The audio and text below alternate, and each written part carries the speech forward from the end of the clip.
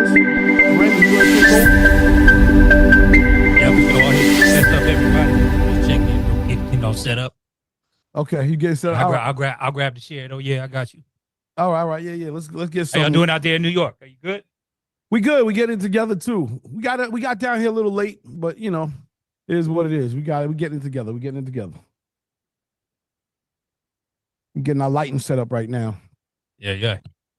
I'm learning a lot about production. I'll tell you that. There's a lot to do. Hey, it looks good though, dog. Even seeing what you guys are doing with the, once you're done with this call, it looks real good, dog. Y'all is doing your thing out there. Thank you. Yeah, man. Shout out to DWI, Tariq. These dudes is like the truth. So it doesn't take much to stream these days. I'll say that. After we get the lights turned on, it doesn't take much to stream, man. These guys, they show you that shoot. Anyway, let's play a song. We'll talk about that. Yo, CL and Raymond, I sent both y'all them those three joints. Word. New Music Wednesday. Shout out to homie Jill in the building. Big ups Israel. Everybody checking in early, man. Appreciate y'all. Bionic, was that 3 weeks in a row, Bionic? We back? Maybe. We'll see. Time will tell. Yes, sir. God Does Like Ugly, the name of it. A lot of dope features on there. Of course, Sierra on that one with Earth Gang. But he got Don Toliver on this thing, Ty Dolla, Jesse Reyes, Pusha T, Clips. They on their Malice. There's a lot of good songs really could have choose from that album. So did anybody peep the project? Did anybody peep Jid? Yes, sir. All right. Yeah. He had a nice rollout out here on the West Coast too. Did a lot of listening situations in LA. So good stuff though. You know what I mean? Big fan of Jid. Some are making the comparisons to Andre 3000 in regards to him. I don't know about that, but you know what I mean? Yeah. You know what I mean? So hope everybody's good though, man.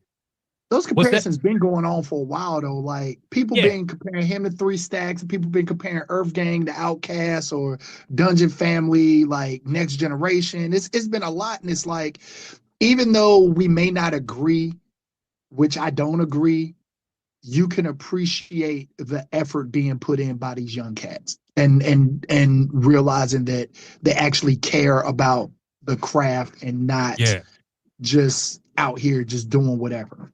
So do you think it's just because they're all from Atlanta as well? You know what I mean? Why they get the comparisons? I mean, the thing about it is, there's a lot of folk coming out of Atlanta that don't sound nothing like them. Yeah, you know what I'm saying? Like, I mean, Jeezy and Gucci and all of them were from Atlanta. They don't sound like Cass. Future's from Atlanta. Future was in Dungeon Family and don't sound like Dungeon Family. You know what I'm saying? So I wouldn't necessarily say that much, but it's more the vibe. It's more the vibe and how they lock into the vibe of things. Yeah. No, I do agree with you in the chat there, Gio. That record definitely super syncable, definitely with the right roller skate scene. Like I mean, they talk about it potentially with a ATL2. You definitely could hear that song. Not even that. I'm thinking Netflix Forever. I'm thinking that upcoming The Wood series that Vince Staples is going to be a part of. I'm thinking Vince Staples' second season, because they'll probably do something, even if it's specifically ATL skate rinks that they're shouting out. I mean, we got World on Wheels, and we also got like different stuff like that out there. So you know what I mean? Like, there's definitely a scene like that out there as well. So there's a lot of things, diegetic music for sure. Yeah, for sure. So shout out my guy Gio in the building, man. We was gonna check in with him a little, but he checked in early. My guy has a lot of good sync information for all of us today. Heavy in the sync world, getting himself a lot of placements every year. So I wanted to bring him on, man, because he's got a lot of dope information, has proven to be pretty successful in the sync space. And at this point, just wants to work with a lot of people. So I wanted to make sure he came on and kind of just spread some knowledge, spread some love about the sync. I know we talk a lot about sync, and especially with a lot of music that's coming out these days, and we'll be like, oh, you could hear that in this, you could hear that in that. Well, this man is doing that. So he's going to share some game with us today on the call. So appreciate you, Gio. You know what I mean? So Shout out to Miss Naomi G. You know what I mean? Let me make sure we go through roll call. You know what I mean? Big Red out of Dallas, old school San Antonio, T-Rex, of course, and of course the family out there in New York doing it rooftop style. What's going on? See, how's the weather out there in New York today? It's getting muggy again. It was nice. We had like these nice 80 degrees days, no humidity, getting hot again, like 96 today. So, you know, it's good. We get, you know how it goes. Damn. Y'all hotter than us. Y'all hotter than us. We got to take it when we get it, man, because shit come October. So it's a wrap. Like, it's nice, but we got to take it while we get it. So, you know, we moving and grooving.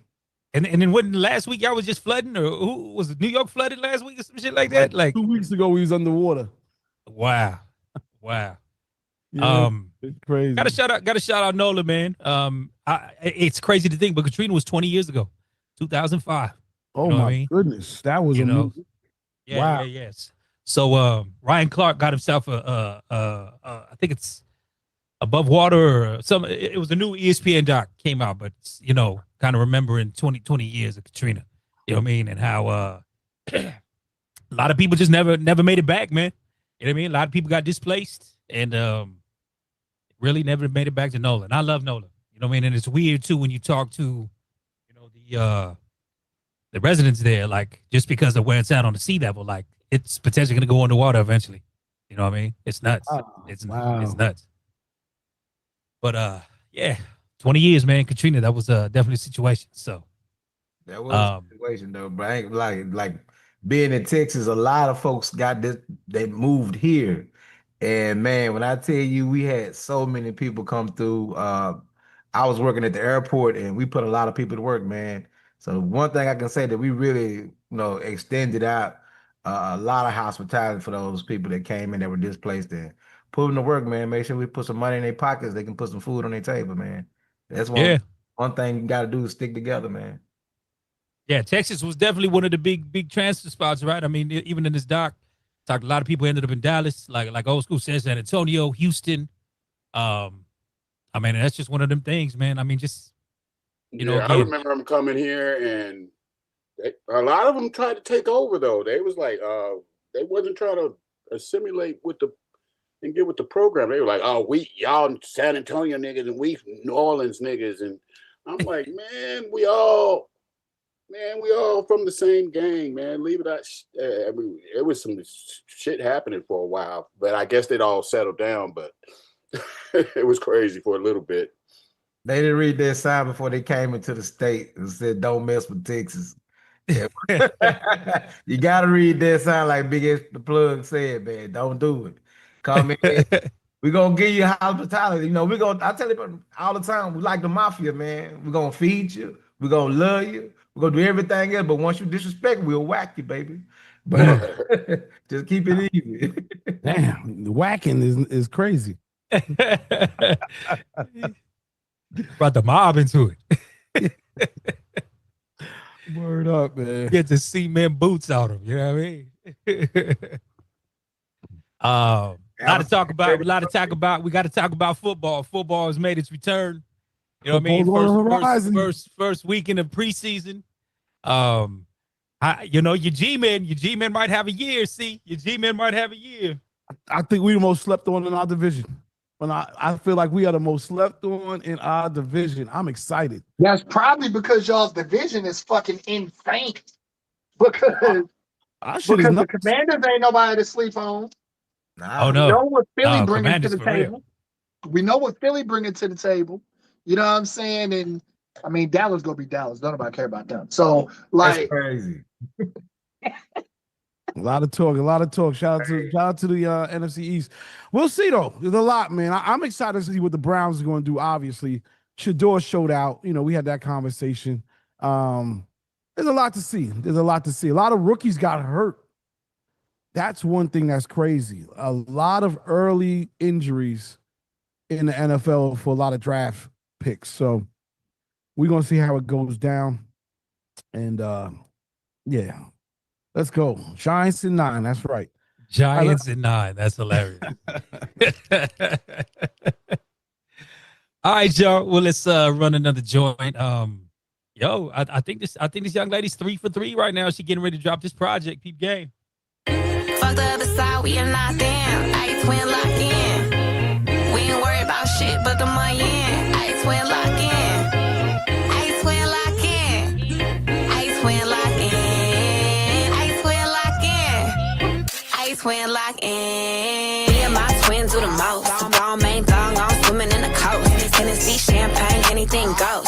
We be doing squats on the yacht. Ghosting. Summer on the ocean. No, we ain't boasting. We be ducked off, no internet posting. Host me, just don't think I ain't noticed. Should be getting money, little bitch, stay focused. Friend, we ain't like them. If he don't spend, we don't like him. Spending on 10, counting up M's. That's my kin. We so locked in. Ayy, fuck the other side, we are not them. I twin lock in. We ain't worried about shit but the money in. I twin lock in. I twin lock in. I twin lock in. I twin lock in. I twin lock in. My twin looking good, we so pretty in the mirror. And we get that back together, we like T and Samira. And we in hot the man, we the ones with the motion. Bundles on Brazilian, booty on Samoan. Bye. You know we ain't finna say hi. If my twin ain't feeling your vibe. If my nigga asks, she'll lie. We don't switch sides, bitch. Friend, we ain't like them. If he don't spend, we don't like him. Spending on 10, counting up M's. That's my kin. We so locked in. Ayy, fuck the other side, we are not them. I twin lock in. We ain't worried about shit but the money in. I twin lock in. I twin lock in. I twin lock in. I twin lock in. I twin lock in. All right, new sweetie. Third drop so far. You know, I think we played the other two last week. You know, she finally talking about dropping this album. She's been teasing an album for about 4 years. So we shall see. You know what I mean? But you know, I'm interested to see. I like Sweetie. You know, we had the conversation last week around her business mind. You know what I mean? She definitely, I think, is very strategic with what she does. You know, definitely everybody wants to be a part of the Sweetie brand. You know what I mean? She's definitely heavy in the brand ambassador game. So, you know, we'll see what's cracking. Like I said, she's yet to drop an album. She's got a bunch of EPs to her name. So we'll see what's up with that. You know, did you get any of the Cardi music, C? Because I if I'm not mistaken, her album is dropping this Friday.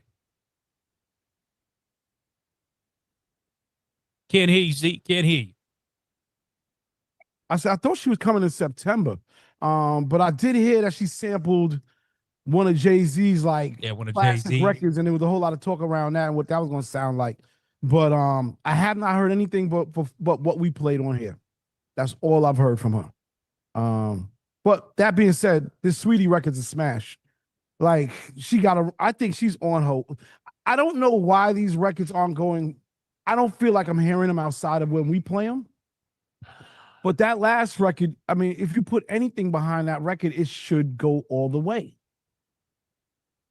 That's how I feel. Like I said, it's 3 in a row. She's all giving some shaking the ass anthems. You know what I mean? So yeah. You know, so like I said, man, gonna be interesting to see what's up with this album, man. You know, I mean, you know, I just think it's so crazy because, I think there was something regionally before that.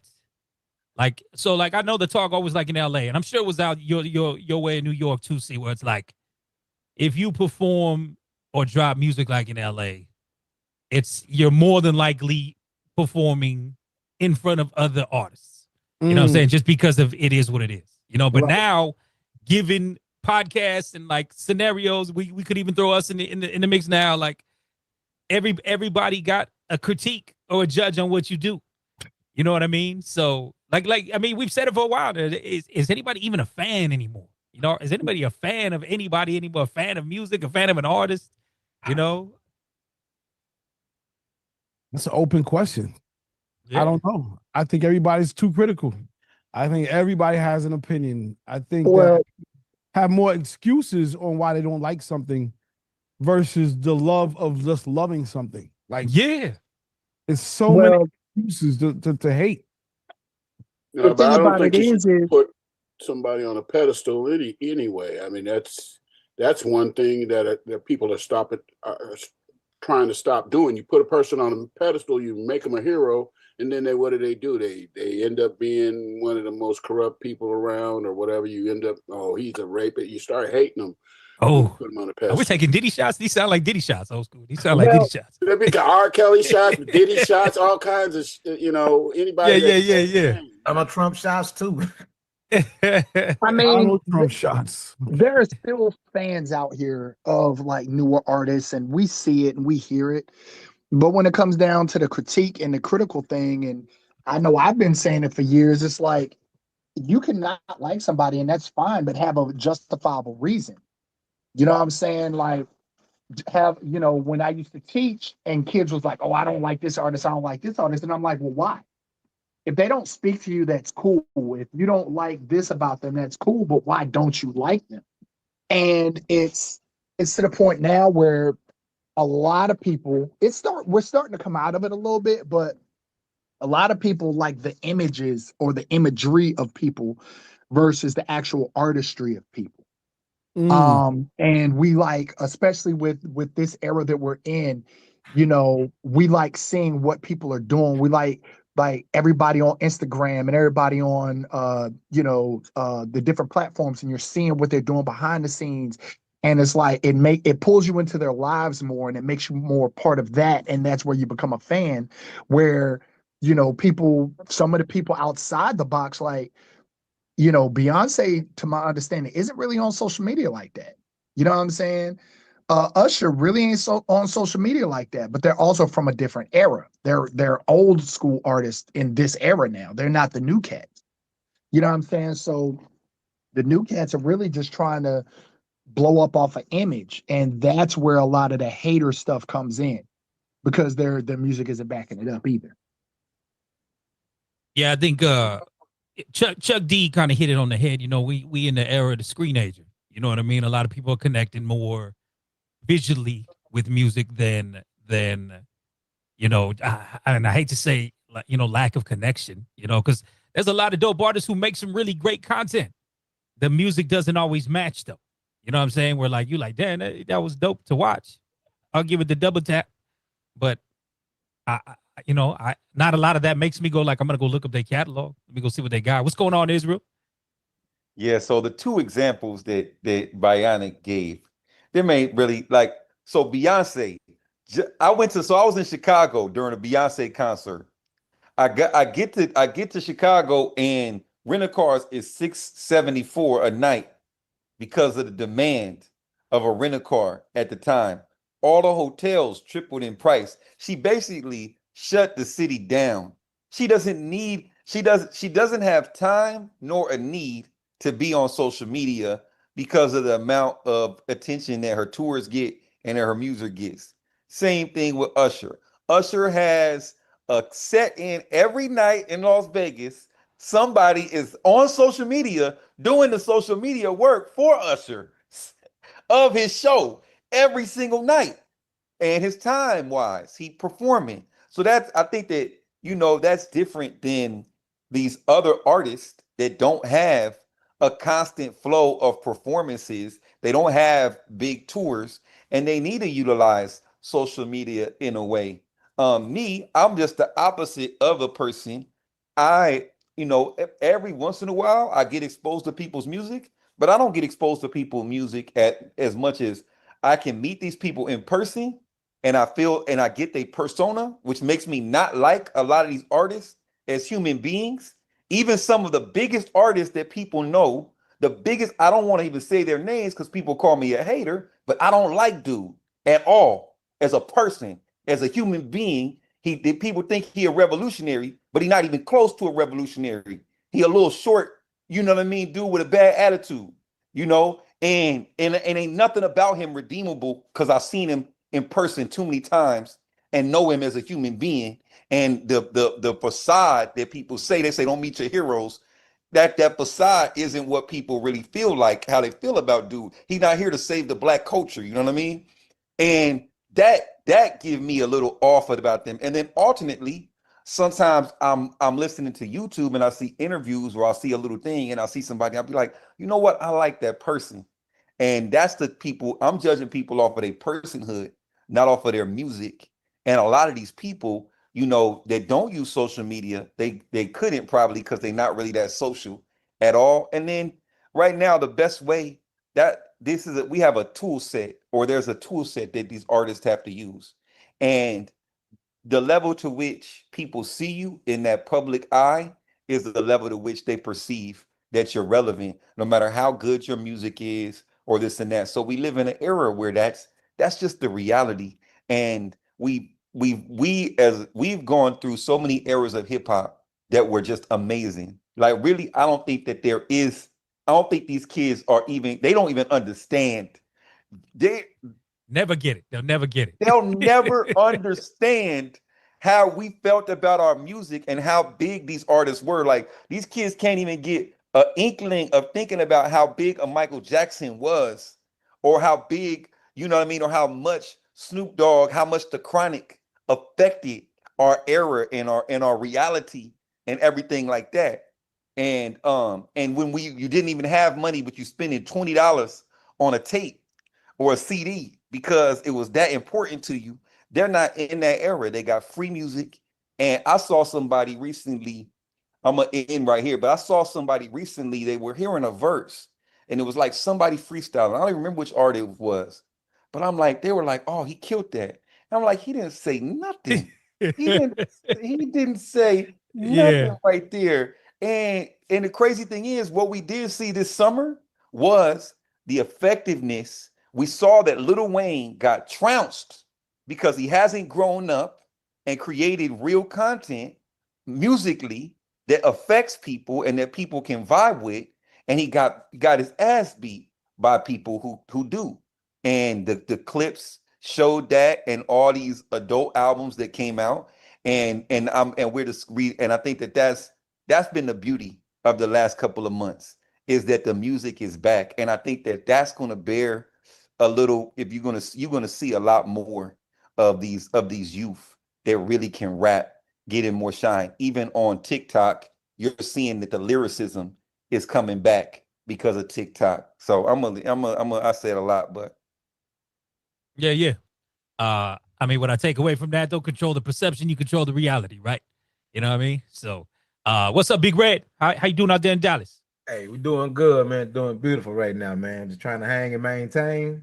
What's up, everybody? I just wanted to jump in with Israel talking about, for as like, most artists that come out, some think that they already have it and they don't. And they expect to get the same attention that, like we said, with Beyonce or any other big artist, and and they think that I can just put it out there and I don't have to be on social media or anything like that. A lot of times people like everyone on screen ain't, just like Chuck D was saying. If I don't see you on my phone, I don't know you. You know what I mean? So if I don't see you a lot, you know what I'm saying, then I don't know. But in Beyonce's case, you gotta do the groundwork. So Beyonce, I remember being at Texas Southern in 1997, and I got 4 girls pop up behind me while I'm playing my tuba. And next thing you know, I hear this song, No, No, No, No, No. And talking to him and chilling with him, not knowing that one day that this was gonna be one of the biggest groups, because the dad networked with the college and networked with the city of Houston and networked with different other companies and to get them where they need to be. And networking is another key for people to become successful. If you don't network, if you don't get out there and show your face, you don't get a lot of people music don't go as far as their garage or their bedroom. You know what I mean? They make it and put it out. Make it and put it out. And we look at back how you were saying that when we was young grabbing music, we was anticipating albums to drop. You know what I mean? And now there's we know it's coming, but before you know it, it's already out being streamed. You know what I mean? There's no big long line of waiting. I remember standing out waiting outside Sound Warehouse out here in Texas, and trying to get an album, but when it dropped for album release days and stuff like that, but it takes, artists to understand that you got to make sure that you got to get out and do the footwork, groundwork, and one day you might be where Beyonce is, where Beyonce don't have to be on social media 24/7. She got commercials. We see on commercials pushing Levi, is it Wrangler jeans, You know what I'm saying? So it's basically once you build your brand, work on brand building, and then it'll go a long way for you being an artist and your music. You know what I mean? Just get out there, like we said, shake hands, kiss babies, and get yourself out there, man. So you want have to worry about why nobody not buying my music, why nobody's streaming me. We don't know you. You know what I'm saying? We got to get out there and get to know these DJs, get on these calls with us. And, you know, and a lot of times these artists will realize it takes networking to get to certain places. If you don't network, yeah. I think the correct, 2025, just word of mouth has changed. I think we all come from an era, word of mouth was, this album came out and it just spread like wildfire, or it hit the DJs and DJs was getting it to one another or whatever, or just, like I said, artists making promo runs and stepping out and getting outside and fucking touching the different markets, touching the different regions. You know what I'm saying? Where now today it's just, like I said, someone puts something out, they make a poster about it and they expect it to go crazy, or they're relying on going viral, but it's just because I'll say this, it's almost like, we talk about the internet, it's a blessing and a curse, right? A blessing because you do have the capability to touch the entire world if your shit does take off. But the curse is like, kind of going back to what y'all was talking about with Beyonce, like an artist's mystique used to be a part of their, like, the suspense of it. So all you did was really care about the music, it never was caring about what the fuck they's wearing in this piece of content or because if you go peep comments, it'd be like, it's the lashes for me. It's the shoes for me. It's, you know what I mean? But like, an artist's mystique used to be a part of their whole appeal. You know what I mean? Miss Naomi G, what you got? Love to see you raise your hand. What's going on? So I feel like the industry is oversaturated with music right now, and it's been for years. Social media somebody could see somebody, oh, they're rapping, I want to be a rapper too. So then they're real quick, make a quick song, I'm a rapper. But they're not taking time to study the craft, whether read a book, get with someone, be under their wing and learn the game. There's classes out there, there's all kinds of things out there. They're not taking time to do that. They're not investing in themselves, and they're not properly registering themselves. So how many times have you ran into someone and they're like, oh, I'm a rapper? They don't even have a BMI or an ASCAP. So no, you're not a rapper. That's just a hobby. Until you make it legit, then you can be like, oh, I'm an artist, I'm a rapper. Then you can say that. But if you're just putting out music and you're not even doing it properly with the registrations to be able to collect your royalties and all of that, and have split sheets so that everybody else on the track or whatever that's on the team gets their money too. So we live in a world where everything's just so fast. Everyone wants quick attention, quick money, quick royalties, quick everything, but they're not taking time to invest in themselves, to market themselves, to properly register themselves to be the artists that they say they are. So I think the industry is really oversaturated with that. And we're missing that A&Rs. And we've said that in our calls plenty of times. Back then you had to go through an A&R, and somewhere we lost that. And I guess that some people in the industry feel we don't need that, but we still need those A&Rs. We still need those people directing these artists where to go and what to do. That way it's not just a hobby. That way they can really say, I'm an artist, I'm a rapper, I'm a singer, and it's legit. So that's my take on it. Yeah. No, well said. Well said. What up, C? No, there's a lot of good stuff being said. I was going to actually come back after we play a song and say something, but I love the topic because the answer to me is that everybody's in competition with everybody. Everybody's chasing, like, you now feel like you're the rapper that comes out from anywhere, or the singer that comes out from anywhere. I have an opportunity to be just as popular or just as good as them because I can reach the same audience potentially or more. And that's all. There's more to say about it. They were talking about how Stephen Colbert, Jimmy Fallon, they used to have millions of viewers. And now Kai Cenat, Mr. Beast, I have blown past them. Literally, you could take all of the late night numbers and they won't be more than a stream that Kai Cenat does hanging out with Shaq. That's wild. And the attention has now shifted. So Kai Cenat doesn't feel like, yo, you know, he may idolize a Jimmy Fallon in some aspects, but in reality, he's bigger than Jimmy Fallon. So, you know, if you can do that from soup to nuts, the playing field is just, you don't have the CBS, NBCs, and you know these gatekeepers there anymore. You can almost compete. So I think there's a little bit of arrogance there because you may have a gift of getting attention versus honing a skill of playing an instrument or being a dope musician, and we take it for granted. Yeah, I mean, or even being a dope host at that, because I won't take nothing away from Kai Cenat, but you know, or any of the streamers for that point. But it's like there's not a lot of talent, I guess, in the idea of standing there and judging another video or a song or whatever the case may be, you know. But hey, you know, they've garnished an audience, and that's what it's about. So. New Music Wednesday, good talk, man. Good stuff. Again, thank you for some jewels right there, Naomi, no doubt. I mean, we have been doing this call for 5 years, and the thing about it is, you know, we all come from a cloth of, again, getting outside, shaking hands, kissing babies. Like you said, A&Rs, I mean, Season New York, I'm out here in San Diego. We have worked multiple times. I mean, just coming my way, and we make the rounds to the stations and whatever, you know, it's just, you know, it's almost like a lost art. I don't know, but let's run a joint. Pete this one out, y'all. Screen Agent time. What if you can create? We played some music from her before. You know, of course, we noticed the Justin Timberlake sample up in there. You know, if you will. It's interesting because I don't know what's going on as of late, but and ladies, I don't mean no offense, but for whatever reasons, the cunt is making a return back like in just kind of normal conversations right now. So is there something going on, ladies, in the realm of that's a gay term? Is it a gay term? That's what it's in reference to. So bringing cunty back. It's like servant. Yeah.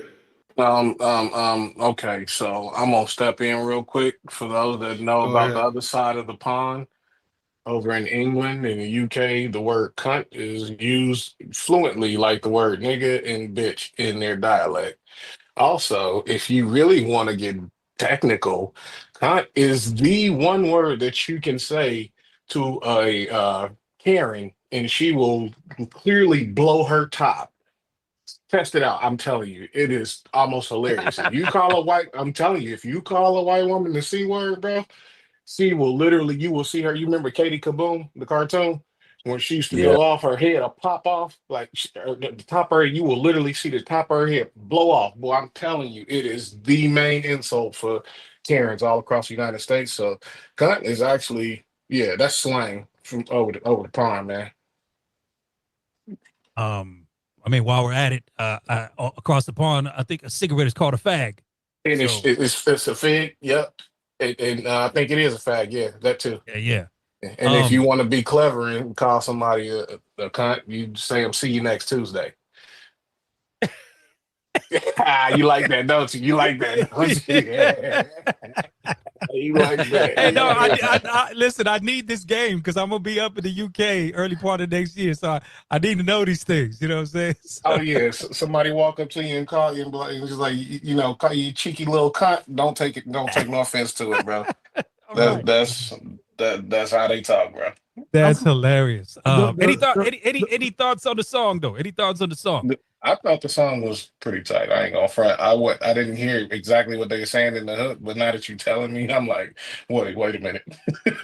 I'm confused. See you next Tuesday. That went right over my head. Yeah. You got onto that now? It's an acronym, see? It's an acronym, see? Gotcha. Good. See you next Tuesday. Hunt. Got it. Yeah, exactly. Way over my head. All right, we're back. My bad. I like yes. I like the song a lot. I like it. Yeah. Now if I would have played just the song and not the visual, would you have found different? That's the difference. I like the video a lot. The good thing about that, Ray, is I'm not looking at my screen. Yeah, me either. Me either. So I actually like the song. Yeah, I'm in the midst of doing some other stuff. I wasn't looking at the screen either. So yeah, I'm on the same wavelength as Airbrush. All right. All right. Anything over that beat though, that's what I just want to Yeah, say. yeah, that beat is That hard. could be a That house. beat You is could put anything, you could layer, you could do a blend. That beat right there is gonna carry whatever you could mix with it. Facts. yeah, I agree. I agree. Yeah. We played music from her before. She's definitely on the come up. And again, it's kind of been more in kind of that, I guess, that dancey range. I'm assuming maybe catering more to that alphabet community. You know what I mean? But you know, but she got some dope music. So shouts to Troy Marshall. Troy Marshall sent that one in to me. You know what I mean? So apparently working with him. I've been tripping out because I had a talk with Samson C, and Empire has cut a lot of their promotion people. So Empire is not pushing the way they were as well. You know what I'm saying? So it's interesting. You know, Ghazi over there is definitely focusing, and I think we talked about this a couple of weeks ago, focusing more of his attention on the international artists as well. So they've kind of cut out a lot of their label services as far as promotions of records, like they were doing maybe 7 years ago. You know what I'm saying? So all these different distributors, labels, so many different changes, man. So many different people getting dropped. It's just wild times. Wild times. So what's up, Miss Britt? How we doing out there in North Carolina? Are you there, Ma? You got your hand up. All right. What up, C? Well, I'll just say something back to the label cuttings. Atlantic, they just went through another round. Another round. The rhythmic crossover staff and their pop staff. So one guy we know for years, his name is Horace McMahon. He's no longer there. And they let go about, I think, 4 or 5 other members of that side of it. So, you know, at first we thought it was just mostly urban, but no, this is happening on the mainstream side as well. And as far as Empire is concerned, it's funny because I haven't really heard from anybody at Empire. So are you saying that Brian Sampson's no longer there also? Or is he still? Man, I just talked to him yesterday. He said he hasn't worked with Empire in like a year. You know what I mean? So it's Wow. you know, I think a lot of these people are maybe contracting folks, kind of similar to us. You know what I mean? Like when we get some, you know, people want to reach out to us and get some help or whatever, but nobody's kind of directly under an imprint no more, like it's been in the past. You know what I'm saying? So are you feeling that? I mean, are we feeling that the DJ in radio is it not connecting? Because I think so. I mean, I think it still connects, but are we saying that streaming and when I say streaming, I mean like, you know, between social, going live on Twitter, Twitch, and all, is that a more effective way to get the attention, or is because I feel like every time I hear a song on the radio or I see like a song we're working that gets played on the radio, automatically Shazams go up. Automatically, you know, you'll get some spike will happen that you can see. Is it over for the radio station? Is it are we saying it's pretty much downhill and that's why they're cutting everybody? I don't know if it's over. It's just radio's not the breaking point. You know, you know, radio's a landing point now where it used to be, go get this to Funk Flex, or go get this to Charisma, go get this to, you know, whoever. But I mean, so many hands are tied at a lot of these stations now. You know, that freedom that used to be, you know, listen, here's this record, I need you to break it, is not there for a lot of people anymore. I think Sirius is the last of the platforms that they are allowing DJs to do them. You know what I mean? Even particular hosts. You know, I talked to Torre with Hip Hop Nation, and he don't got a lot of say in actual that playlist. You know, and he of the culture 150,000%. You know what I'm saying? But aside from that, you know, but I mean, you go to Sirius, you know, XM Fly, you know, what's the other channel? Shade 45, you know, like I think they're still trusting their DJ. Yeah, they're still trusting their DJs to get down. Let's play a joint real quick and then we'll come back to you, Israel. And Brittany, I don't know if you got your hand raised again on accident or not. So no, this one was on purpose. Okay. Let's play a song and we come back right back to you in Israel.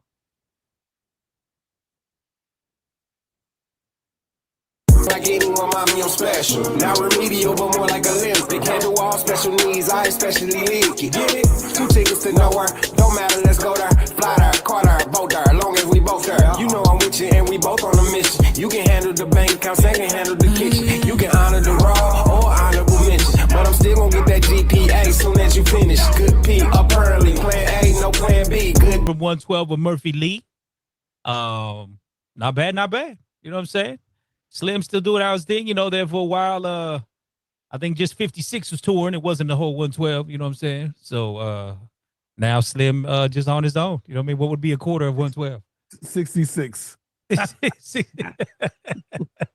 Hilarious. What up, Britt? What you got going on, love? Oh yeah, I just wanted to chime in on a discussion that we were having about radio.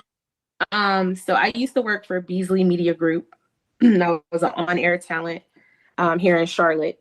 And Beasley Media Group just put out, their CEO just put out a statement that said they're moving to digital first. And what that means in short is that in 2035, they're predicting that physical facilities, physical radio stations will be gone. And it'll be a cloud-based operation where AI will be embedded in every aspect of the business. So they're losing advertising dollars, right? Because the companies are advertising with influencers. So while I was in radio, a lot of what we're trying to do is they were trying to get influencers to come work at the radio station, right? Because the influencers, let's say an influencer has 2 million followers, right? And on average, you know, in a regular city, is the radio station itself is not going to have 2 million followers. So if you get an influencer to come in, the strategy was we can get partnerships, brand deals, commercial advertising through this influencer that is connected to the radio station. But then they figured out it would cost too much money. They would have to pay that influencer so much money in order to even recoup like any percentage of advertising dollars. So I guess to make my point is that what we're going to see is probably more radio groups merging together, right? So like in one area where radio used to be, what's the word I'm looking for? It used to be spanning over different counties.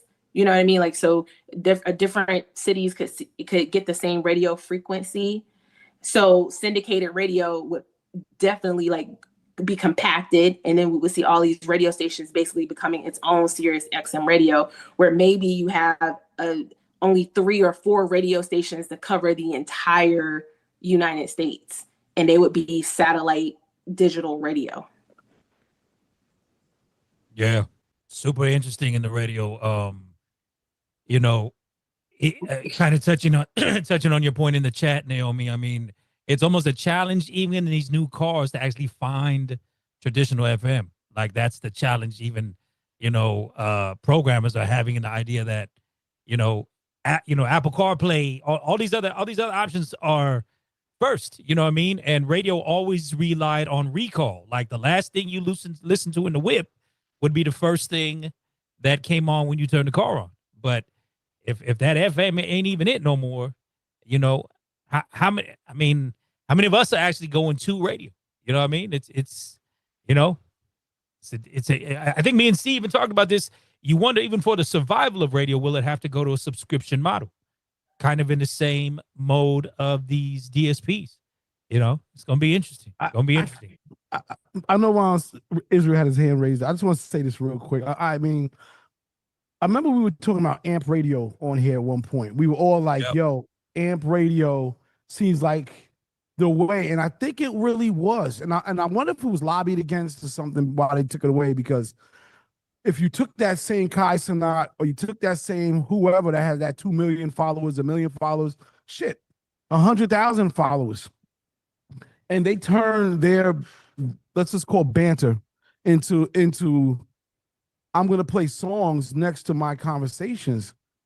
That was also a huge audience that could have took out radio faster. I'm only saying that I agree with what you're saying, Raymond. Like, it's no longer the first option. I'm also saying that I think there will be something else that will be more suitable for creators to use to play records and broadcast and do, you know, interviews and all that stuff for them, because the concept is still dope. It's just a platform. That's it. Yep. Thank you for your patience, Israel. What's going on? Oh yeah, no worries. So the radio thing, first of all, when I go in the car, my phone links to the thing. I listen to Spotify or whatever the case may be. I never touch the radio at all unless, unless my phone is dead. There's no way that I'm going to the radio. It used to be morning shows that I used to go to the radio for, like the Breakfast Club and stuff like that. And now they don't even talk enough. And then they play the same songs every single day. And I don't want to listen to that. I'm only listening to talk radio because I want to hear people speak. Because I don't really care for the songs that they play. And those songs that they play are unavoidable anyways. You're going to hear them anyways. And I remember being that moment when I was a kid and like hearing a song and you'd be like, oh my, I remember exactly where I was the first time I heard Fuji La on the radio. I remember exactly where I was sitting at, and I remember the feeling I felt when that beat came on, and it ain't even like that no more, and the song, that's not even, the songs all sound the same. They got this formulaic thing and everybody sound the same anyways. But I was gonna say on the money side, and that's where they say follow the money. On the money side, all the big things that I'm saying, also too, we might have to talk about this, CL and Ray and everybody, is the buying of the catalogs. So all these hedge funds are buying catalogs. If I can make those deals happen, I've got money coming in constantly off of those deals, bigger checks, $200,000, $500,000 checks, because they're looking for these legacy artists that are getting back their catalogs after all these years. They're getting back the rights to their music. And that's where the money is seeking a place to go, is buying that, which circles back to the sync conversation, because now those classic songs will be utilized in movies. I was going to say that, but you nailed it. Yeah, just like, yeah. So that's the business on the B side of things. That's what's really happening, is and music is a part. Imagine next time you'd watch a movie, imagine that movie without the music behind in the scenes or anything like that. Music makes movies and TV work, and that's where the bigger checks are going to come from, or things like that. And then also brand deals like Sir Mix-a-Lot, man. How much money has that man made off of one single song? I think it's probably like 500 million. Yeah, I mean, I hope he got his paperwork right. Because he does. You know what I mean? So. Yeah, he does. He talks about it all the time. But yeah. That's where the money is going. In my conversations, I have not had a single conversation with anybody that was deploying money into artist development or into record labels on the artist side. All the money conversations that I'm hearing are about the acquisition of catalogs and things like that. Yeah. Well, salute to hip hop, because all these brands are tapping into, or like I just heard De La Soul, Me, Myself, and On the Target commercial the other day.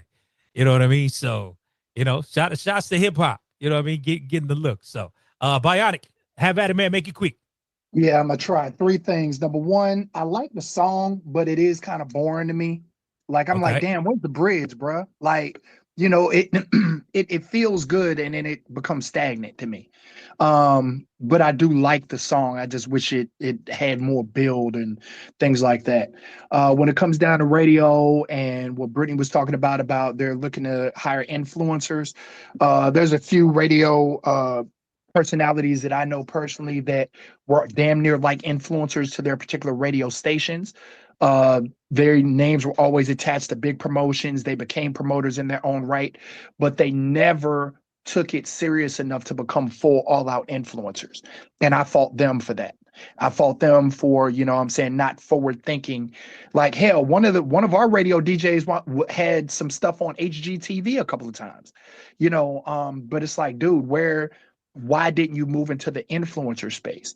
And then when Israel was talking about morning shows and listening to people talk, I was thinking earlier this week, I was like, man, I remember when I was younger, we used to clown people to listen to talk radio.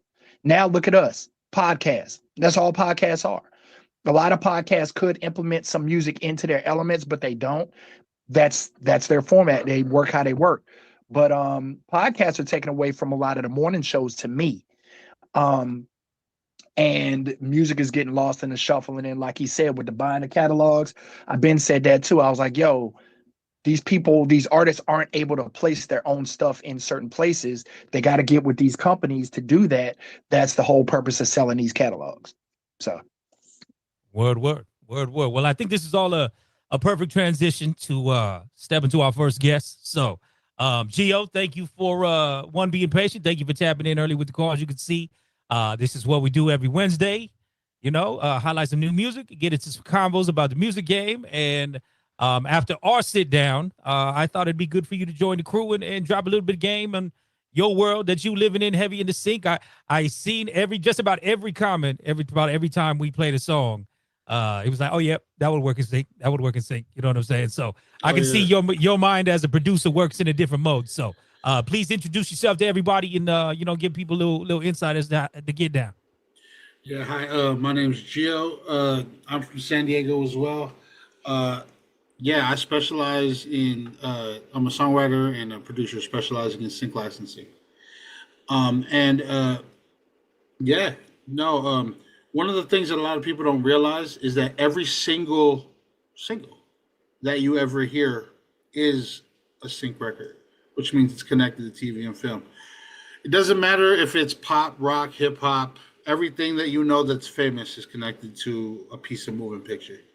And that's the reason why I do what I do. A lot of people think that sync music is a certain kind of sound. And this is a hot take, but to me, it's not bad. Sync music is just very overt. So like stuff for like the NFL, things like that, where you could tell it's for a TV show, that sort of thing.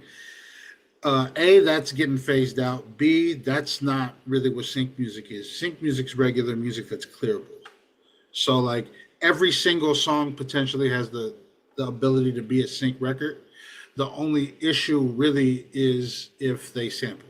That's why when I listened to the last record, I was like, oh, this is a syncable. Oh, never mind. Because the Justin Timberlake interpolation will kill it. I think that blue collar musicians, like pretty much is the majority of musicians trying to make it. If they were to adopt a sync first, streaming last funnel to their music, not only would they make more money, they could focus on volume, they could get creative if they want to, and they could find their niche. Because right now, if you focus on sync and direct to consumer, we'll talk about that in a second, like Even or something like that.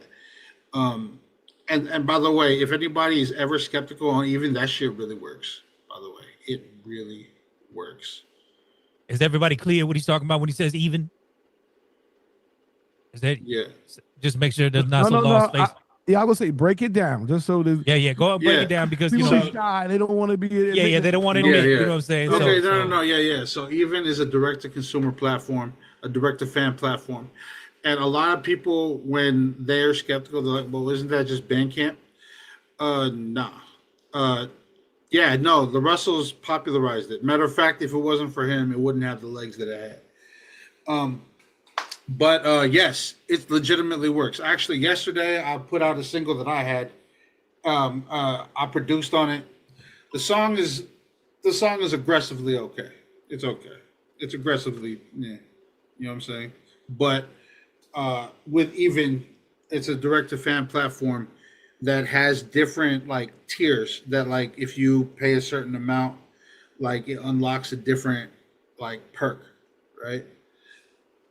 I made $165 yesterday off of 6 sales, and I didn't really do that much, and it is a very viable way forward.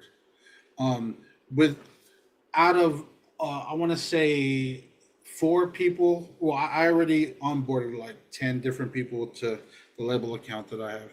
By the way, if you're interested in even just hit me after. But and I'm not a rep or anything. I just have a label account and they're really cool, you know. But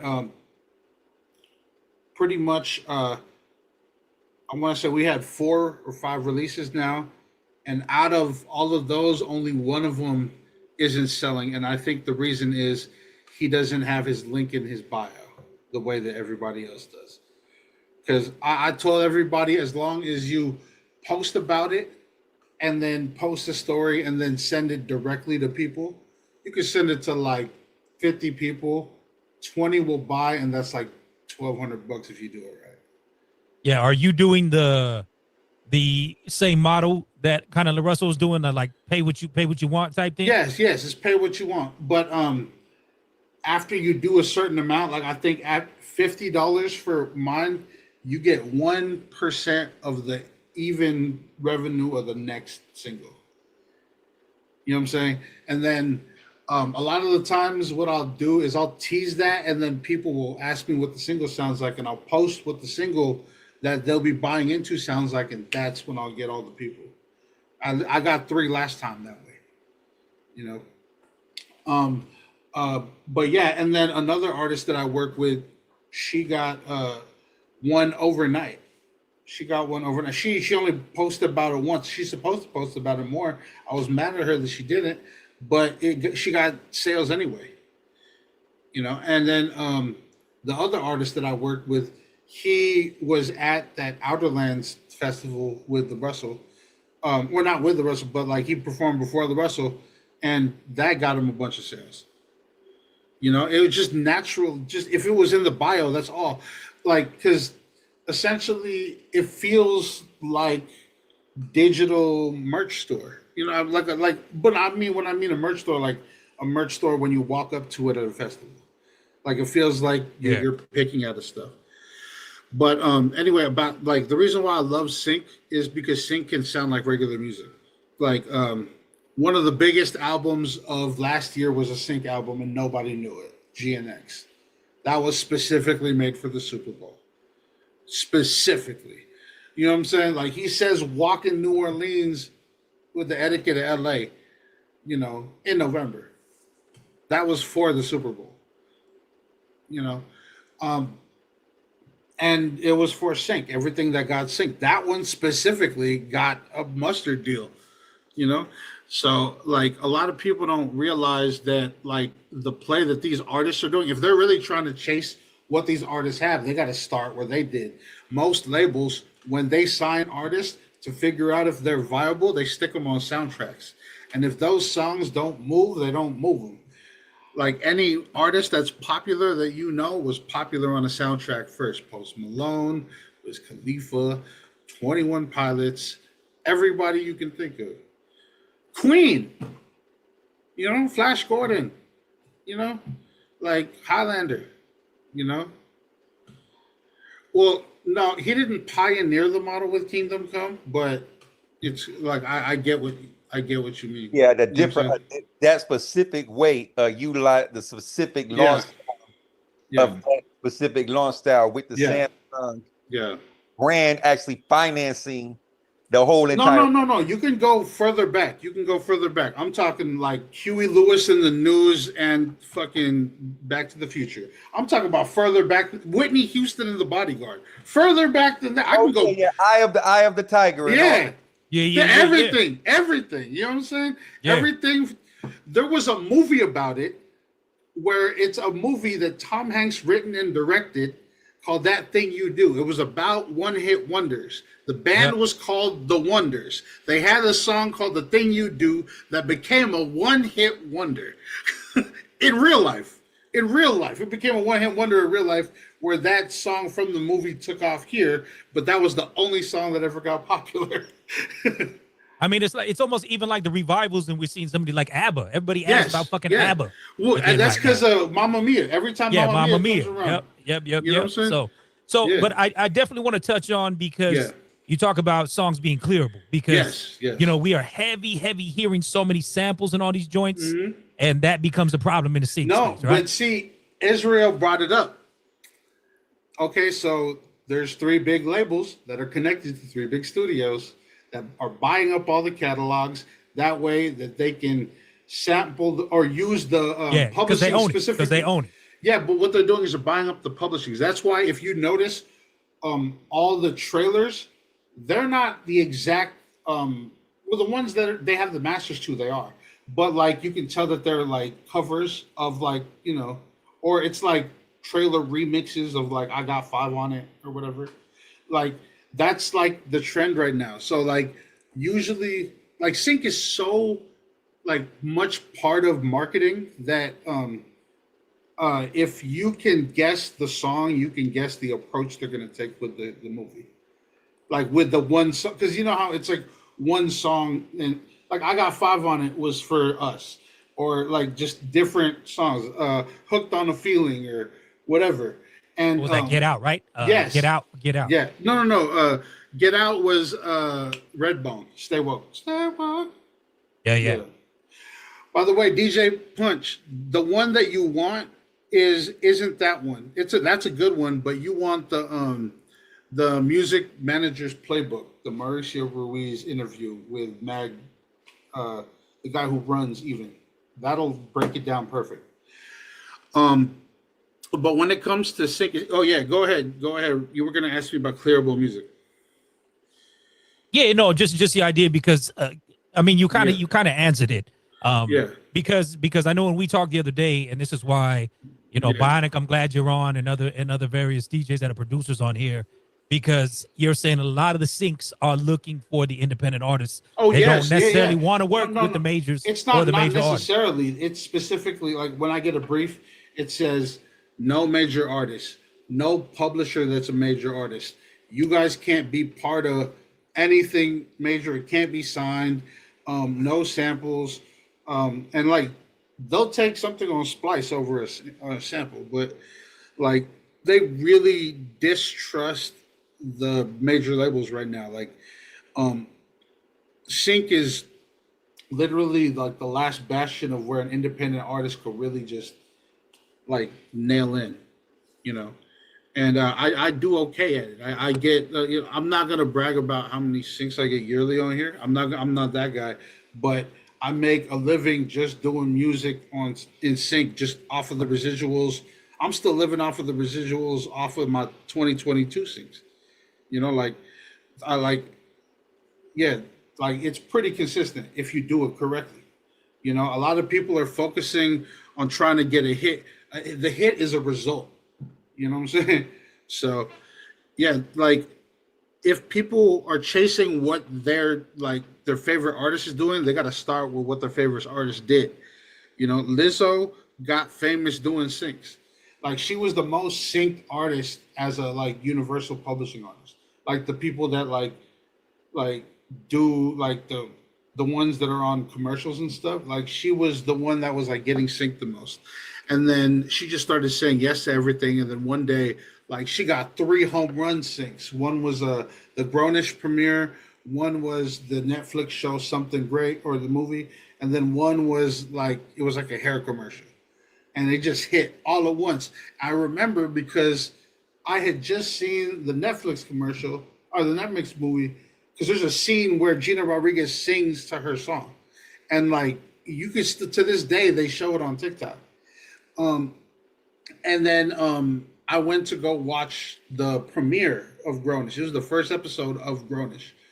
And I watched it, and then during a commercial, it was that song.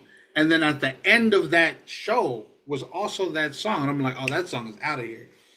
And there was the Good as Hell. Good. It was Good as Hell.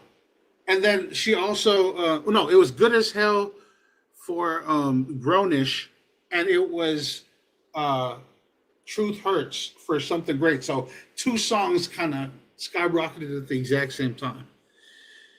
So for yourself, Gio, are you finding a little bit more success in the streaming services or movies and film type situation? Movies and film all the way, and direct to consumer. Like if and like just reaching, like just kind of making your community. That's one of the things I like about Even is every time you purchase a song from an artist, it creates like a message community, almost like a group chat on the actual platform itself. So it's almost like if you were talking to your favorite artist on Spotify. And for Even, I'm assuming kind of similar to any app, right? So I go buy your record. Yeah. You get access to my email and my phone number. Correct? Yes. So you get to keep the data. No. Not only that, they actually have the like messaging service in there, so you can actually do like MailChimp style campaigns in there without having to leave. In the app. In the app, you don't have to import it to your mailing app. You have a mailing app and an SMS app in there. Okay. It's called Fan Chat. All right. And I want to make this very clear to everybody because and if y'all remember Earl was one of the early ambassadors for Even. The model has changed because they definitely were heavy into the top tier artists when it first launched some years back. But they are now catering to the independent and catering to like I guess for Gio saying the blue collar artists. You know what I mean? Well, because they're starting to see that it benefits them heavily. But that doesn't mean they're not catering to the top tier artists. Yeah, of course. Chance the Rapper just dropped on Even today. So like well, I just know when it first launched, it was like I was bringing people to Earl and they were like, yeah, that one's not ready yet. You know what I'm saying? But I'm sure now we're in a scenario that, like I said, we'll say C tier artists can probably go on Even. And especially, like I said, even in this day and age, if you are a legitimate independent artist and you are hustling and building your followership, you got that Even link in your bio. You know what I mean? Again, you can focus on that 100 core fan people. Yeah. Right.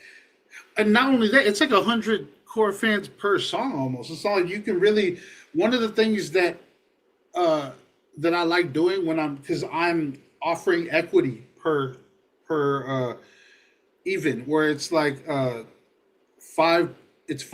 for 100, 1% for 50. So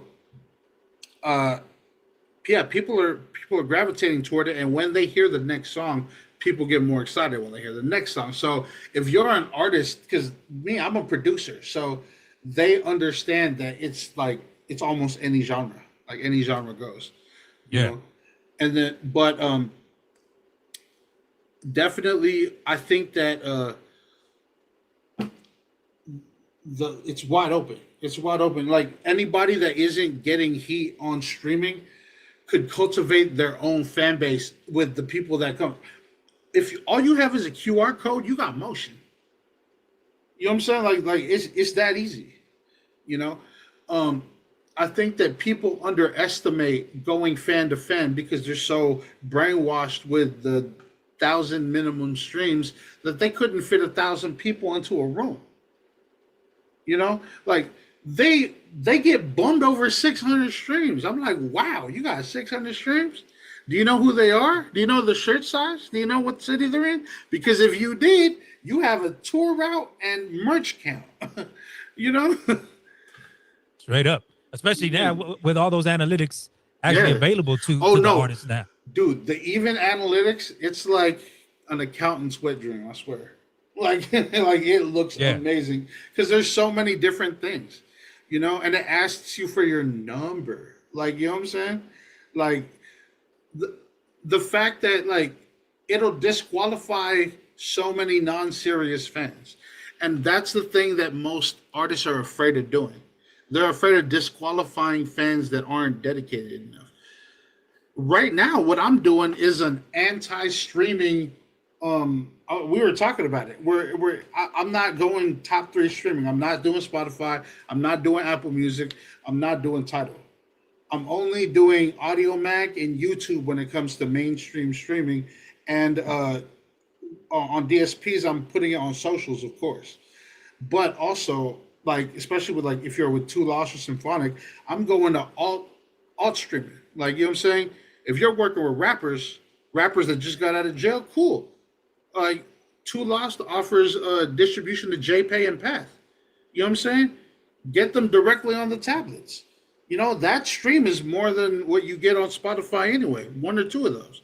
I mean, a lot of them, because they're paying with their commissary money, and then like if you're a more indie person, like especially if you're like a Silver Lake baby or Los Feliz kid, Hoopla, which is a streaming service for people who have library cards. You have a library card, get free streaming service, and I'm a Filipino artist, so I work with a lot of Filipino artists overseas. I actually have one of the largest one-stop Filipino pre-cleared library, catalog. I don't like to call it a library because I give everybody their publishings, and I actually don't really like to rep anything that I didn't co-produce. So that way, all the splits are always fair all the time, But one of the things that I do is I'm like with Symphonic and with Too Lost, you can actually put the songs on Alaskan Airlines, Hawaiian Airlines, like the in-flight music stuff, So as long as you're cool with your rep and you're just open about what you're trying to do, it's pretty easy, And I'm assuming from a production standpoint, you're doing all genres, correct? Yes, yeah. Well, and a lot of people think it's always because he's so talented. No, it's because I don't know how to produce at will when it comes to I don't know how to hone in on a genre. So whatever I feel like making is what I make. So I focus on volume. So I'm just make beats. Even if I think it's bad in between, I'll finish it. I learned that my ear catches up to the taste that I was doing halfway. And I've saved a lot of things that I thought was gonna be shitty and end up being amazing, So I have this mantra that I just don't curate what I create, not to laughter. I could curate what I release, But well, let me play a few samples. I know you sent over a few things just so people can get a taste. Yeah. From a production standpoint. So Sharkathon is the one that made 165. If you want to do Wake Up is the one that I'm about to put out with my boy Corey Young. He's also a San Diego artist. And that's a song that he sent me. He was like, you know what? I don't like this record. You can do whatever you want with it. I know you like messing with my voice notes. So go ahead. That was a voice note. Just letting you know. That's an Apple voice note that I mixed and turned into that. Go ahead. Or this one, Wake Up? Yes. All right. You're recording?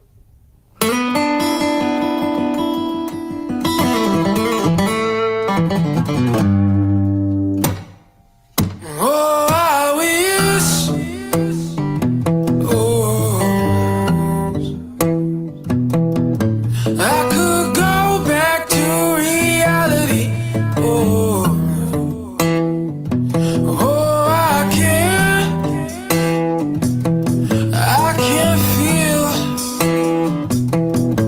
I can't feel my mind no more. Oh,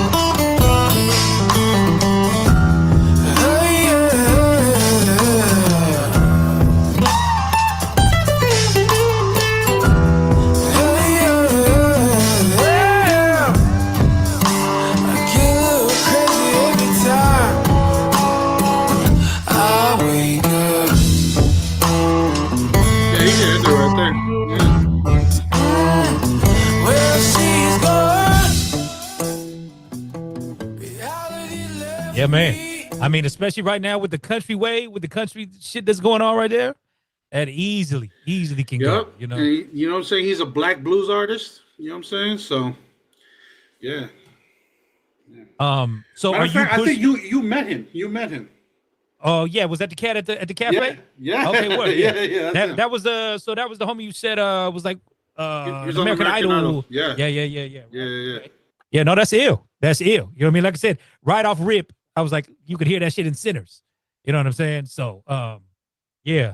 So, are you actually going to push that one out? This one's actually, it's already like 8 people already asked for it. As soon as Sinners happened, like my line blew up for that. And that's an old record. That's the thing. One of the things I like about Even is that you can reinvigorate the interest in an old record by re-releasing it. Matter of fact, Sharkathon was an old record, and I don't like it. That's being harsh. Like, you know what I'm saying? Like, we'll let it be the judge. We'll let it be the okay, judge. go ahead. A hammerhead, I stay with protection. I eat you alive to meet him outside to take the confession. I'm an OG, smoking OG, they say he a legend. Yeah, give me a second, I'll walk in this track. Yeesh, man, I'm a beast. North to the south, west to the east. I'm off the hook because there is no leash. Woo, big dog, got them all feeling like they in Jaws. Always on vacation like the Griswolds. See, but these are like the songs you hear like in All American or some shit like that. You know what I mean? No, that's what we got it in. We got it in All American. Did you get so that song was in All American? Yeah. Okay. Yeah. See, that's nuts. That's nuts. I know you. Yeah. I see you got something popping off in the new BMF. Yeah. That one's called Cut Like This. I don't know if I put it in there, but it's fun. Yeah. No, but yeah, it's called Cut Like This. That one I'm also putting on Even. That's the thing. When a lot of the things what we do is we put it on streaming when it gets on socials. I mean, when it gets on placements. That's what we used to do. But I think now, even though we will do that, we'll definitely have it on Apple Music at least. The reason why Apple Music is good is because it's connected to Shazam. And every time you get a Shazam, that's 2 Apple Music streams. A lot of people don't know that. Okay. Well, because Shazam API is through Apple Music, so it needs Apple Music to read it, and then it's Apple Music when they click it on the play. So amazing game, bro. Amazing game. Like I said, this is exactly why I wanted to have you on. Everybody track my guy down. We're working on putting together probably some sync seminars out our way. So I guess however we can do this, time to time here with us. No, I love this, by the way, too. I'm down to come back. I don't mind. Yeah, no, 100%, man. Like I said, this is a lot of shit. I think so many artists have been caught up in content. So many artists have been caught up in streams that you can go make legitimate livings. Yeah. Doing other shit around your art. You know what I'm saying? And okay, so I love that you said that. I always tell people music as a product is a loss leader.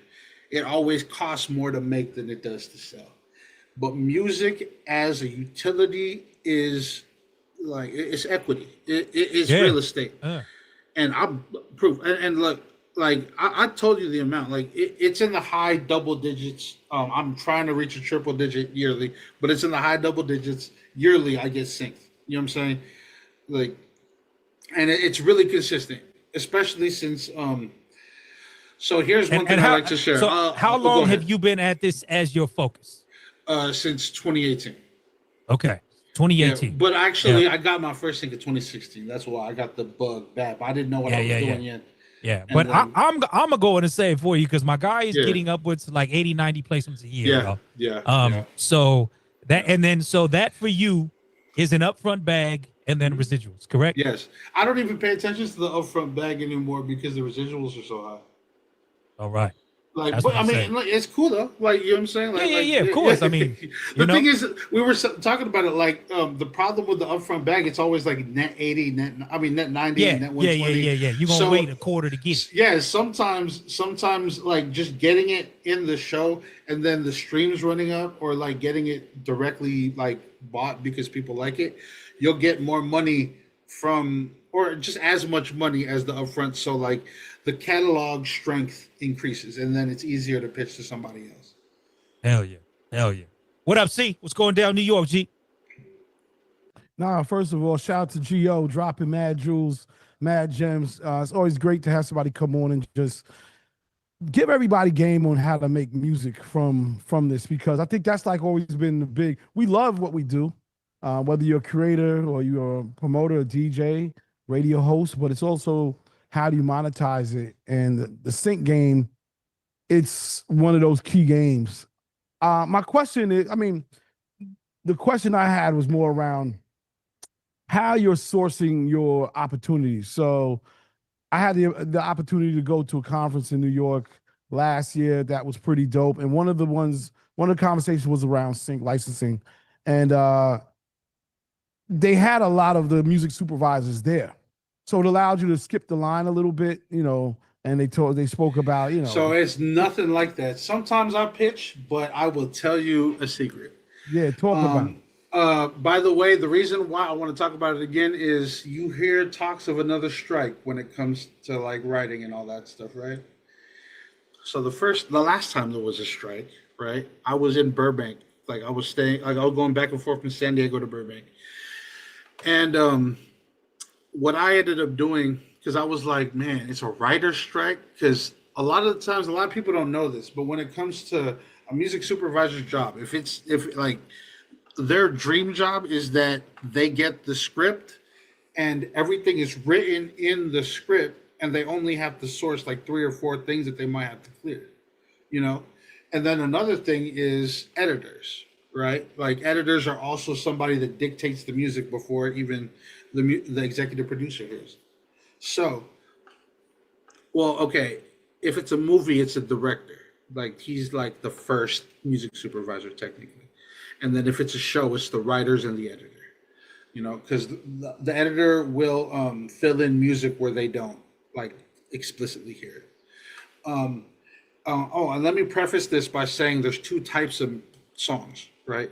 There's diegetic songs and non-diegetic songs. For those who don't know what that means, a non-diegetic song is a sync song that you think of when you think of sync. It's the song that sets the mood, right? Diegetic music is music that the characters can hear, whether it's in a radio or it's in somebody's headphones, right? That's important, right? So what I'm saying is the people who pick the music first are the writers in a show or the editors, and in a movie it's usually the director, because he's responsible for the movie. During the strike, it was the DGA strike, the actor strike, and the writer strike were all like, it was the trifecta just all coming up at once. And the whole thing about AI and all that stuff, while everybody was distracted with that, I realized that, by the way, around that time, because I was talking to my friends that were music supervisors, and they said, well, if it like honestly, if it, on a perfect job, I wouldn't really have to do anything but clear like 1 or 2 songs.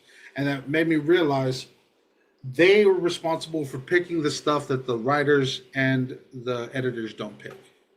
You know what I'm saying? So what I did was I have a Disco link. Disco is a music management platform that caters to music supervisors. I had a Disco link full of clearable music that I put on a QR code, and I was one at a time, like taking off these little wrappers from waters, and I was putting on the thing with the QR code, and I was putting on QR codes on all the waters, and I brought waters and pizza to all the writers and editors, and I was just kind of chopping it up with them. So I circumvented the music supervisors all the way. Don't tell music supervisors I said that, they hate the story. But I befriended the writers and editors directly, and I was like, hey, if you guys like, I know that you're just like writing projects right now because you guys can't do anything, you can't work on anything. So you're just kind of working on personal stuff. If you guys end up dabbling or editing or something, here's a bunch of, here's the water, first of all, but on this QR code, there's a playlist called Music to Strike To and Write To. And all these songs are clearable. Well, at first it was the writers. I was really targeting the writers. And I was telling them all these songs are clearable. So like anytime you're just like writing, and you can write these in, and your, supervisor should have no problem. And somebody was like, hey man, that's a great idea. Hey, Phil, come here. And then he came over and, what's up? Hey, this what's your name? Oh, it's my buddy Gio. Gio, this is Phil. He's an editor. Tell him what you told me. And I told him what I told him. And he was like, oh, no, give me one of these. This is perfect because editors are the ones who temp it. So usually they have, if they have that list and they just pull songs off your list and they're just temping with it. If it's already pre-cleared, once it gets to the music supervisor, they're going to check. You're going to get an email. Boom. And then usually that's how I get more stuff because those people directly will hit me.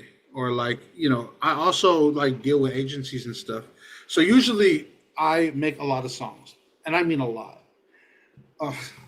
I don't like to say how many because A, it sounds made up, and B, it makes me sound like an asshole. But it's a lot of songs. And usually what I do when I make songs is I rank it in a grading system where A and B, they go directly to music supervisors or my editor friends and stuff. And then C's and low B's and high C's go to agencies. And then, low C's and D's go to libraries. And then anything lower, I'll probably, this sounds bad, but K-pop artists.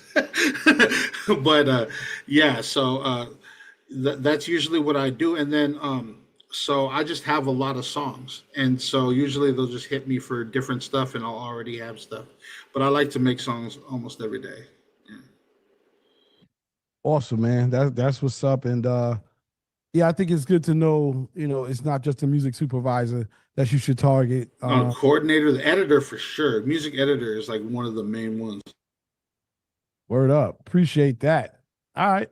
Hell yeah. Back to you. Yeah. What up, Israel? Oh yeah, he giving up a lot of game, man. That's a good, there's lots of times people be charging for that stuff. You know what I mean? He now back and just sharing. Shout out to you, and also too, I grew up in San Diego. I was actually in a Filipino breakdancing crew. Yeah, the deal, man. You know what? Hold on. I spoke to Gaelic, and I was, I actually have I have a record that I want Raymond to play. Then, if that's the case, I'm actually going to send to you. I was going to put it on there, but it wasn't fully mixed. But yeah. I actually, because I like I said, I have the biggest one-stop Filipino, Filipino. I wish I would have. I wish I could remember the name. I thought about that Quantum Leap. I wish I could remember the name of the group. But I lived in San Isidro. I actually lived. No, yeah. So I'm like an honorary. Everybody around me says I'm an honorary Mexican. You know what I mean? Because I grew up. Sure. I grew up 5 minutes from the border. I grew up so close to the border. Instead of there, we played Pollos en la Migra. It was like crap. As a little kid, I went to an all Mexican school. Actually, Raymond, play that right there. If I was there in the 80s, I probably would have been from a Mexican gang, but the racist stuff started up. But I probably would have been from Cedro or Diablos or something like that from that era. My big brother was actually from El Cajon Dukes. Yeah, so I'm actually trying to popularize Tagalog as a language out here, like Spanish. But go ahead. Sorry to cut you off. I want to ask you a question. I got a question for you. So what about how do they feel about AI music with the sync deals? That's my real question. Oh yeah, okay. So they don't fuck with that at all. That's why I'm not worried about that. You know what I'm saying? I'm not worried about it at all. At all. Matter of fact, I get pressed when I use stem separation. It's that bad. You know what I'm saying? Dang. Because they can hear the artifacts. Yeah, they don't like that. Because here's the thing about music, right? Music has an uncanny valley the same way CGI does, especially when it comes to AI. Our ears, much like our eyes, can tell it's not real. You know what I'm saying? So when it's movie, and the music is setting the scene, it'll take them out of it. A lot of the times, AI music only works if there's a visual component that is like a singer that's mouthing the words. That way you give it a little bit of grace as far as the quality of audio. But if without that, you could hear it too clearly. And it'll probably be 20, 30 years, but even then, the biggest thing about film isn't quality, it's legality. So unless that changes, it's never going to be a thing. Interesting. Let me run this real quick. Shout out my Filipino brothers and sisters. You know, my wife is Filipino, G. Oh, then you'll love this. Putangina. Huh? Putangina means fucking. Yeah. Ito na naman. Ito na naman. Ito na naman. Ito na naman. Ask me where I'm from. 3 stars in the sun. Ito na naman. Ito na naman. Ito na naman. Ito na naman. Check, yo. Stupid ass bitch. What's up? I give a hoe the coat shoulder, she gon' need a Parker. Man, get your hoe, I ain't tryna save her, I ain't Peter Parker. They throwing shade up from my shadow, got my Warby Parkers on. Learn something if you look at me. He rapping salty like what granny cooked for me. Oh yeah. So cow, but I'm rocking sucker free. Brought the waves up on the pavement, was displaced but not complacent. Combination, kuling man and kuling tangan sa pagita. To sa baguta, shout out Auntie Lita, shooter. Y'all ain't out rapping out there, Nisa. Oh, y'all opinions about us supposed to fucking mean some. Big stepping, don't sweat the technique. Y'all rest at my feet, I'm popping intensities all over your pussy ass tendencies. I get crunk Tennessee, you lacking intensities. Cross me and make sure your tendencies. You got horsepower, I got kidding me, stupid. Ito na naman. Stupid. Ito na naman. Ito na naman. Ito na naman. Ask me where I'm from. 3 stars in the sun. Ito na naman. Yo, this is the gangster Bebo. You know what No, real shit. Wait. Everything changes. What? Ito na naman. Ang inabangan dito na sa harapan. Pinakawalan, tago na pagdumaan. Kilala salam sa salon ng katawan. Hindi magaan, swag away about a ton. This the Northern California going hella dumb. Where the fella from, gold on their skeletons. Every verse got a different beat. Suffer excellence, suffer excellence. The brother heaven sin, last supper reference. Hang by every dinner table and that's evidence. To keep an eye out for the Judas in the set of friends. Then the severance, I'm cutting up. Wop. Yeah, me fuck 'em up. 16, hella bars, ain't no belling out. Fuck a hater, get the paper, got me yelling out. Ito na naman. Ito na naman. Ito na naman. Ito na naman. Ask me where I'm from. 3 stars in the sun. Ito na naman. Ito na naman. Ito na naman. Ito na naman. Ask me where I'm from. 3 stars in the sun. What are we reppin'? Genetics, what if that's just blessed with ancestors? Give it a test, we'll do better for the ones we left our descendants. Know where they roots and they weapons for the east to the west. And I'm stepping like homonyms, I'm be giving a hominy, bringing the west in. I step in, I'm rapping, pulling not the main one. Oregon, that's the main one. Filipinos around me, cause they know I'm finna say something. Utang na loo. That mentality is made up, so thank you to all my haters for getting all of my plays up. Bitches, yeah, we don't owe you dollars. Happening in the kitchen, let them cook. Tancha, tangina. Tell you, kuya, that we really got it poppin'. Halika, now I pull up, you can hear just how it sound. What my brand folk sound like don't, what the people sound off. We loud with the ones down for the ones there, for the ones with the volume sound off. Running the gunner with downloads. What are you deaf? I don't comply, we on the west. Coming together, Filipinos are better, we gonna be telling them, ooh, tongue, That motherfucker went crazy on that last one. Where I'm from, 3 stars in the sun. Ito na naman. Ito na naman. Ito na naman. Ito na naman. Ask me where I'm from, 3 stars in the sun. Stupid! I think the real ones would dig that more than Bebo. You know, Bebo been enjoying for years. Yeah, well, that was my idea. Well, I'm trying to figure out how to make a clean version. I have no idea. I was just about to say, I don't know if you can necessarily make that a clean joint. I don't know if you can. I was figuring. That's the reason why I'm taking it so long. What's up, Big Red? What up, Red? What's going on, y'all? What's happening?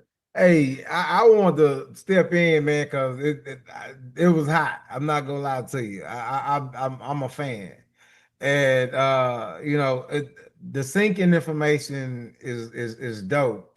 Now, what I wanted to ask you, could you, for people like me, you know, you already knocked me out the box because I'm an AI producer, and I try to do things, you know, but God, you still, I think I'm gonna bite back. I just looked it up, man. It's legal frameworks already. We can copyright AI music, and AI music is already being utilized in the sync industry. I'm thinking he's talking about the vocal. The generative. No. Yeah, you're talking about something else. You're talking about You're talking about AI utilities. You're not talking about generative AI. Yeah, they're like general, like Sono. They have it to where you could pay for that, you know, but it's still a big well, no. So Suno and all that, like that's still no because like they don't like even if it's legal. No, that's the thing. Even if it's legal, like there's a like Splice is legal. That doesn't mean that like people that do sync like that shit. Like you know what I'm saying? Like you really have to like have their trust to use something like that, you know, because the whole idea is they don't want to get burnt, you know. So even if it's legal, unless they have like a thick legal team that'll really care about that, what they'll usually do is they'll pay off whatever problem that may go away, and then they'll never work with that artist again. That's it. Now, my next question I wanted, and I'm gonna try to be quick with it, is take us through a day what someone like. I want to sync my music. All right? Okay. What do I need to do? So okay, well, first off, the first what you do is you figure out where your music fits. So like usually my day consists of two things. It consists of watching a lot of TV and movies and making a lot of music, or listening to a lot of music too, but mainly those two things. You just have to find out, and you'll notice that there's a pattern or a rhythm, like in how music supervisors, if you like learn enough of them, usually what you'll do is you'll find one that catches your ear where you'll be like, I can do that, like, or not even I can do that, because that's the thing that I want artists to know. Don't try to stretch yourself to do something you can't do. Figure out what you do now that's really good, and then find what people like need from that way. Like, because I know somebody that was a bluegrass person and they tried to make pop music and it just didn't sound right, but I told them to lean into the bluegrass stuff, and I was able to get them 3 or 4 syncs with like HGTV stuff. Like sometimes they just need different stuff, you know. So what I'm saying is like, okay, I got the song. Okay. All right. Okay. Oh, where am I? Well, no. Notice how you said I got the song. Yeah. You're thinking about the wrong way. So you're not an actor, right? You're not an actor trying to go for an audition. You are an agency sending out the actor. The song is the actor. You don't have the right actor for the thing, you don't got the song. You know, that's why I always tell people volume is key. A small catalog is 50 songs. That's small. That's microscopic. I have 17,000. I wasn't going to say, but I have like 17,000 songs. That's when I stopped counting. That's really more like 19 something. But, and I don't mean 1900. I mean 19,000. Like that's. Total. I think what he's asking you, like, so like, are you using an agency or how are you getting? No. So that's what I'm saying. You're the first thing you got to do is figure out where your songs fit. I said songs plural, right? So first thing is first, make a catalog. Make sure, like, because right now, the way that you're saying it, you're just assuming the song is good. The song can be terrible and it'll get synced. It has nothing to do with that. You need to have all your ducks in a row. So the first thing you need to do is, if you're working with other people, you need to make sure you have your split sheet and your one stop. The one stop is an agreement that you can say yes to the offers that you get. And you don't have to check with them. You can just say yes. You have to let them know what they are, but you don't have to you know, like consult them with it.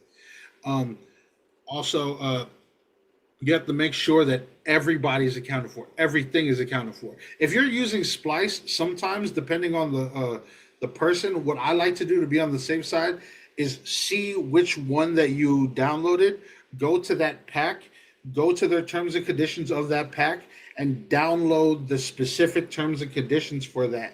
That way you're safe when it comes to that. Like, make sure you do all the due diligence. If you're using Suno and like you say that you own that, and I'm telling you, they don't like that, but let's say you did. Make sure you have all the documentation available, ready, just in case. You know, like, it's almost like getting stopped by a cop. Like, you got to make sure you have everything, that way, you know, nothing is held up, you know, because that's the thing. Speed is key. I'll get a brief. Matter of fact, while we were talking, I got a brief and I filled a brief that's for later on today. They asked for it like this morning at 9. They want it by 2. And if they wanted to see if I could make a new one, but I have so many songs that, like, essentially what they'll do is they'll ask me what it is. They'll be like, this is what we need. This is the reference. This is the reason we need the song. Those are things that are important. A lot of people, all they'll do is they'll see the reference and they'll see the genre. And what they'll do is they'll look for songs that they have that sound like that person's song, like a person, like for example, let's say if the song is that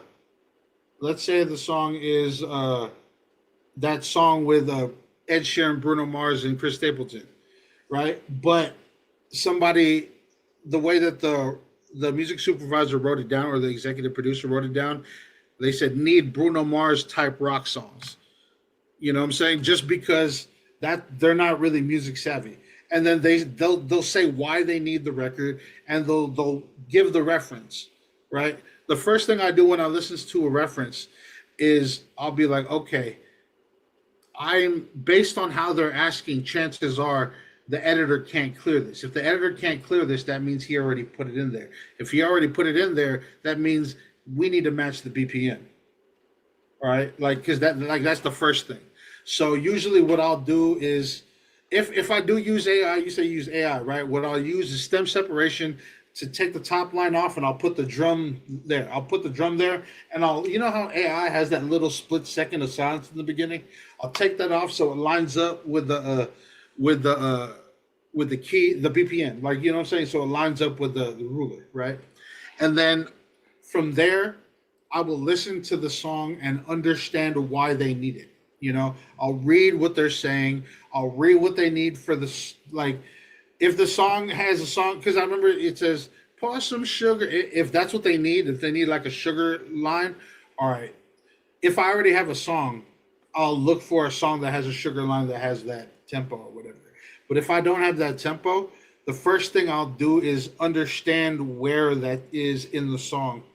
So usually I'll try to move everything that they need into the chorus, because the way that editors work, they love TV tracks. TV tracks are a version of the song that's just the instrumental and the choruses, because that's usually what they use for like reality TV end bits, where like they're like, here's the hook part, so that's the part they use to transition, and they use the beat to go into like the scene, you know. So usually when you need to license something, let's say if you've never licensed the song before and that's what you mean, like you're trying to get to somebody, the first thing I would do is work with a producer who's already done it.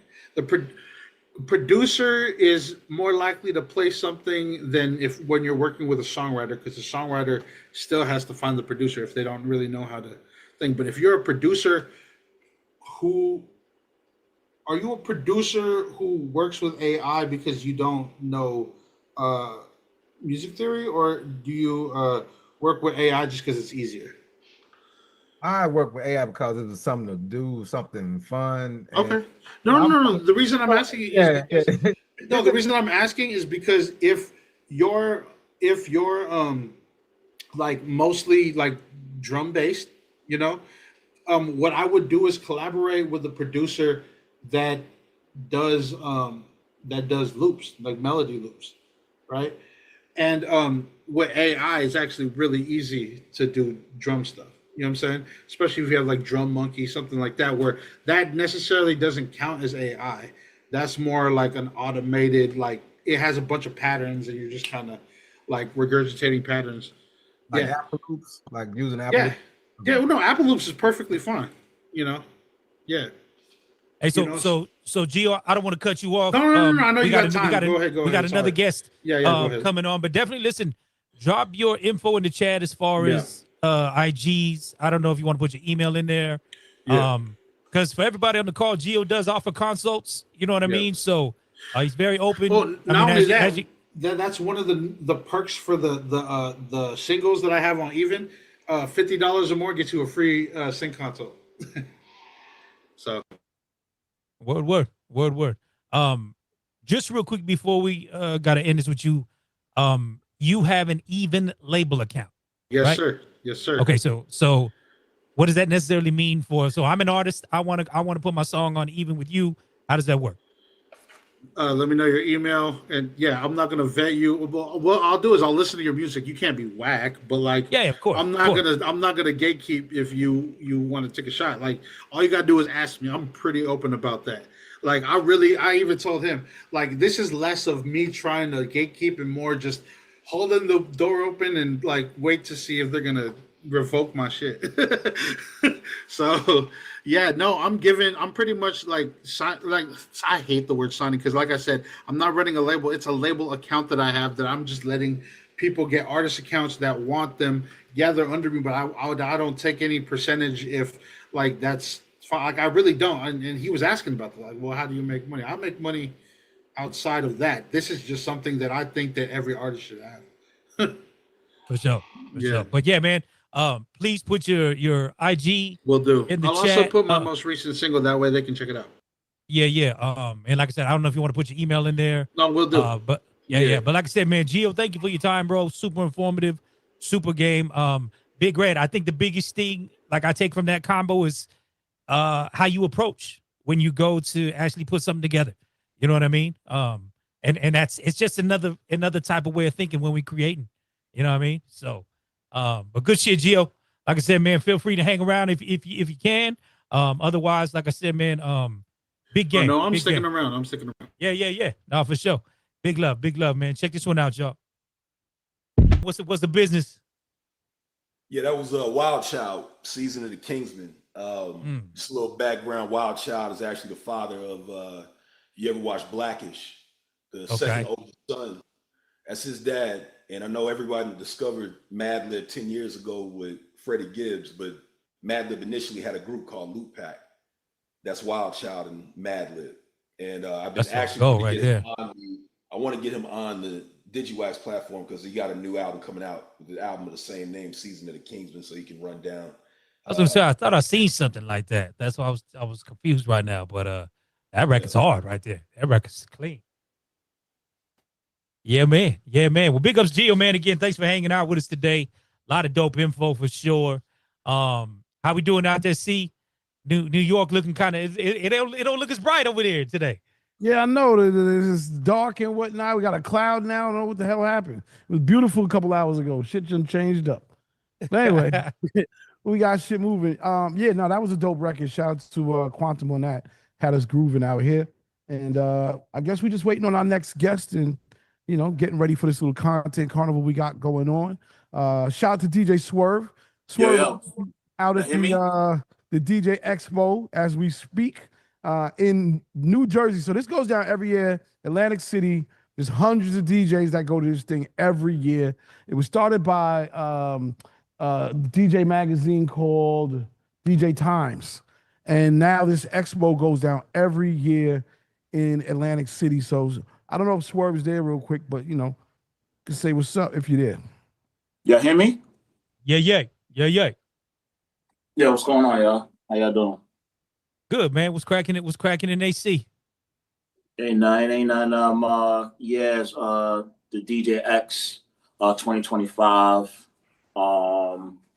Out here doing my doing something that I usually don't do, and out here doing some content, getting some content, interviewing some people that I've known for a while at certain companies, like Jetpack for one, and people from Baseballs.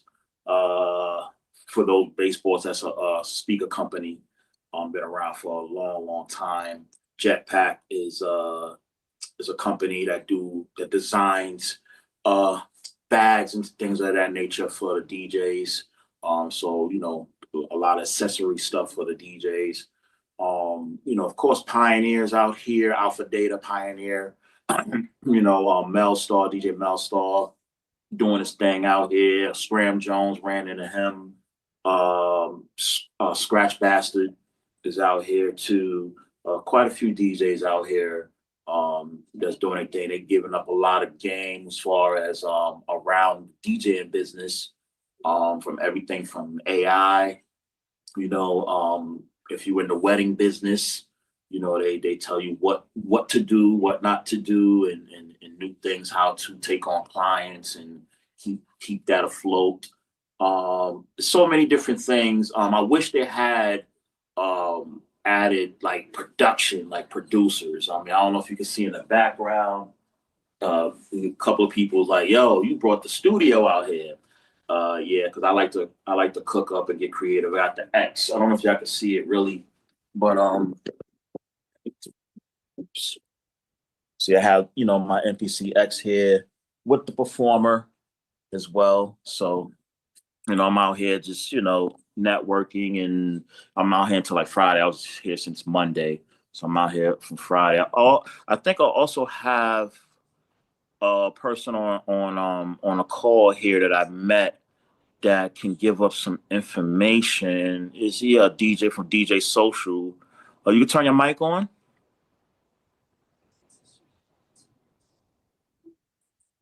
If he's up here, I see him. One. Hey, what's going on? Yeah, so you guys hear me? We could hear you, but we lost your sight. You were on camera. There we go. I'm here. There we go. There we go. Yep. What's going on? What's going on? Yeah, so real quick, he has some information. I think a lot of us was talking about. I met him last night at Mel Star's event, and he said like 2 or 3 things. I knew what he was talking about because it was an idea I had, but he already got it going and flowing. So I'm like, yo, I support it. I'm with it. You know what I'm saying? I signed up last night. I'm gonna let him explain. He's the founder of the DJ Social. I'm gonna let him explain the company and what it is real quick, because I know we got a guest coming on, but I think it's something that we will use, and we don't have to pay for it either, from my understanding of what he told me. But I want him to explain real quick. Hopefully he lives in the New York area as well, so hopefully we can have him in studio up at the Penthouse. So go ahead and tell him who you are and the company real quick, because I know we got another guest coming up. All right, no problem. I think this pitch fast. What's going on, party people? My name is DJ Eloy, all the way from New York City. I'm the founder of DJ.social. That's our website, www.djsocial. Yeah, man. So to make it quick, we made me and my guys and my 4-man team, we basically made a system for DJs where, people have Linktree and we pay all these different subscriptions, or we have all these different services that we pay for, maybe other record pools or Serato that we may pay for all this different stuff. And after a while, all that stuff adds up. So I was like, hey, we need a system for DJs to manage their requests. So at first, I made my own little thing being funny. I was like, I know about programming and stuff. So I took a QR code, linked it to a Google form sheet, and then hooked up that Google form sheet to a Google sheet. And I was like, all right, I'm gonna put this on my computer. And I was like, all right, I'm gonna get, requests live in the club. And I was like, all right, this works. It's cool. I'm getting information, but I was like, you know what? I want something better, something tighter, and maybe something better for other fellow DJs to use, and something that's free, because that's the key. Why do we keep on paying for more and more stuff? After a while, it just adds up, So I started DJ Social with my guy, DJ Evan Clark, originally out of Miami, and now he's up in New York City like myself. Yep, that's us right there. And basically, we generate a QR code that goes to your social page that we make. It looks very similar to Linktree. So we have your Instagram, your Twitter, and all the other stuff. On there, there's also a button for DJs to get tips. So if you're in the club and somebody just wants to tip you right away, they're like, damn, this dude, the DJ is on fire.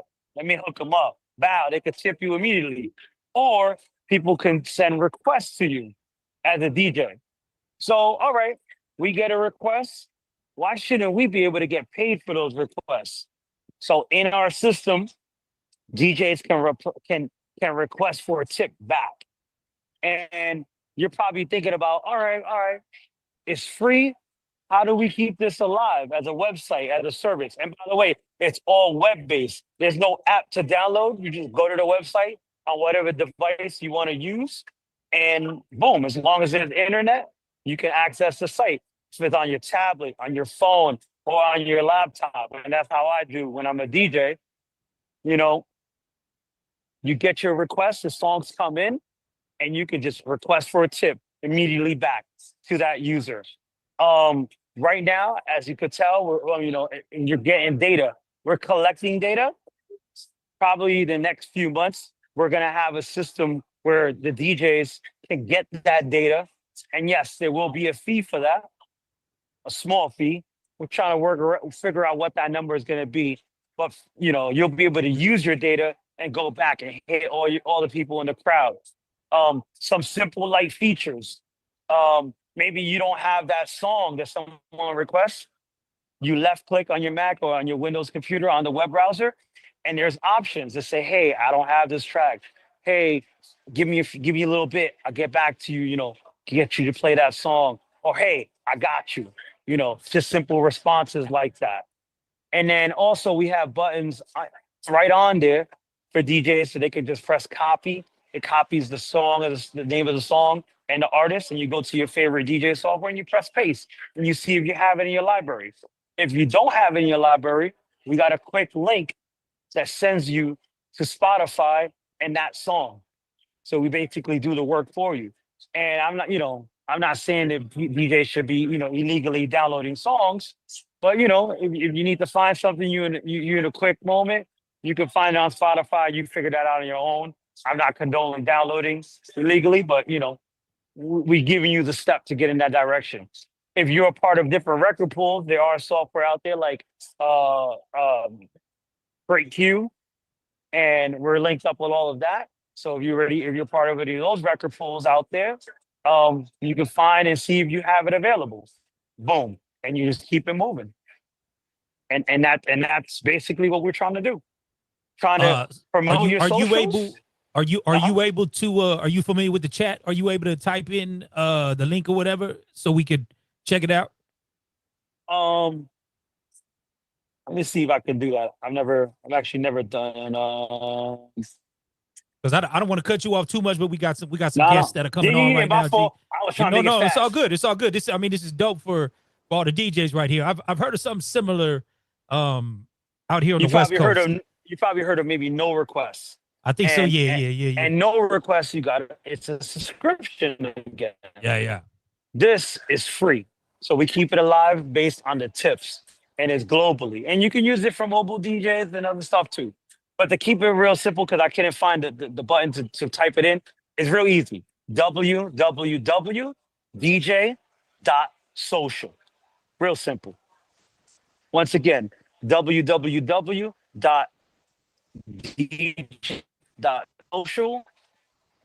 Again, no subscription, no nothing. It's free for life as long as we can keep on paying the bill to keep the lights on.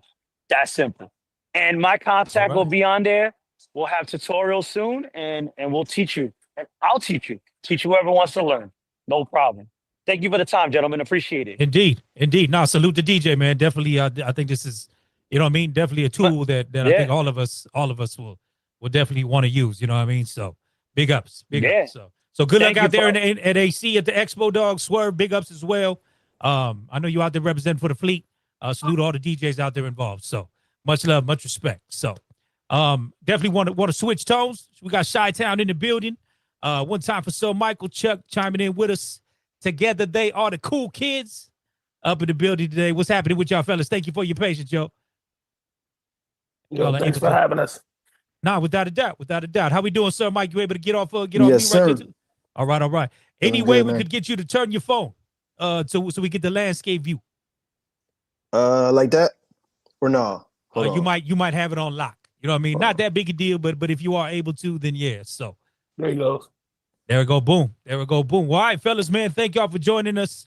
No doubt. I know we got big Chicago in the house. You know what I'm saying? How y'all living today, man? What's going down?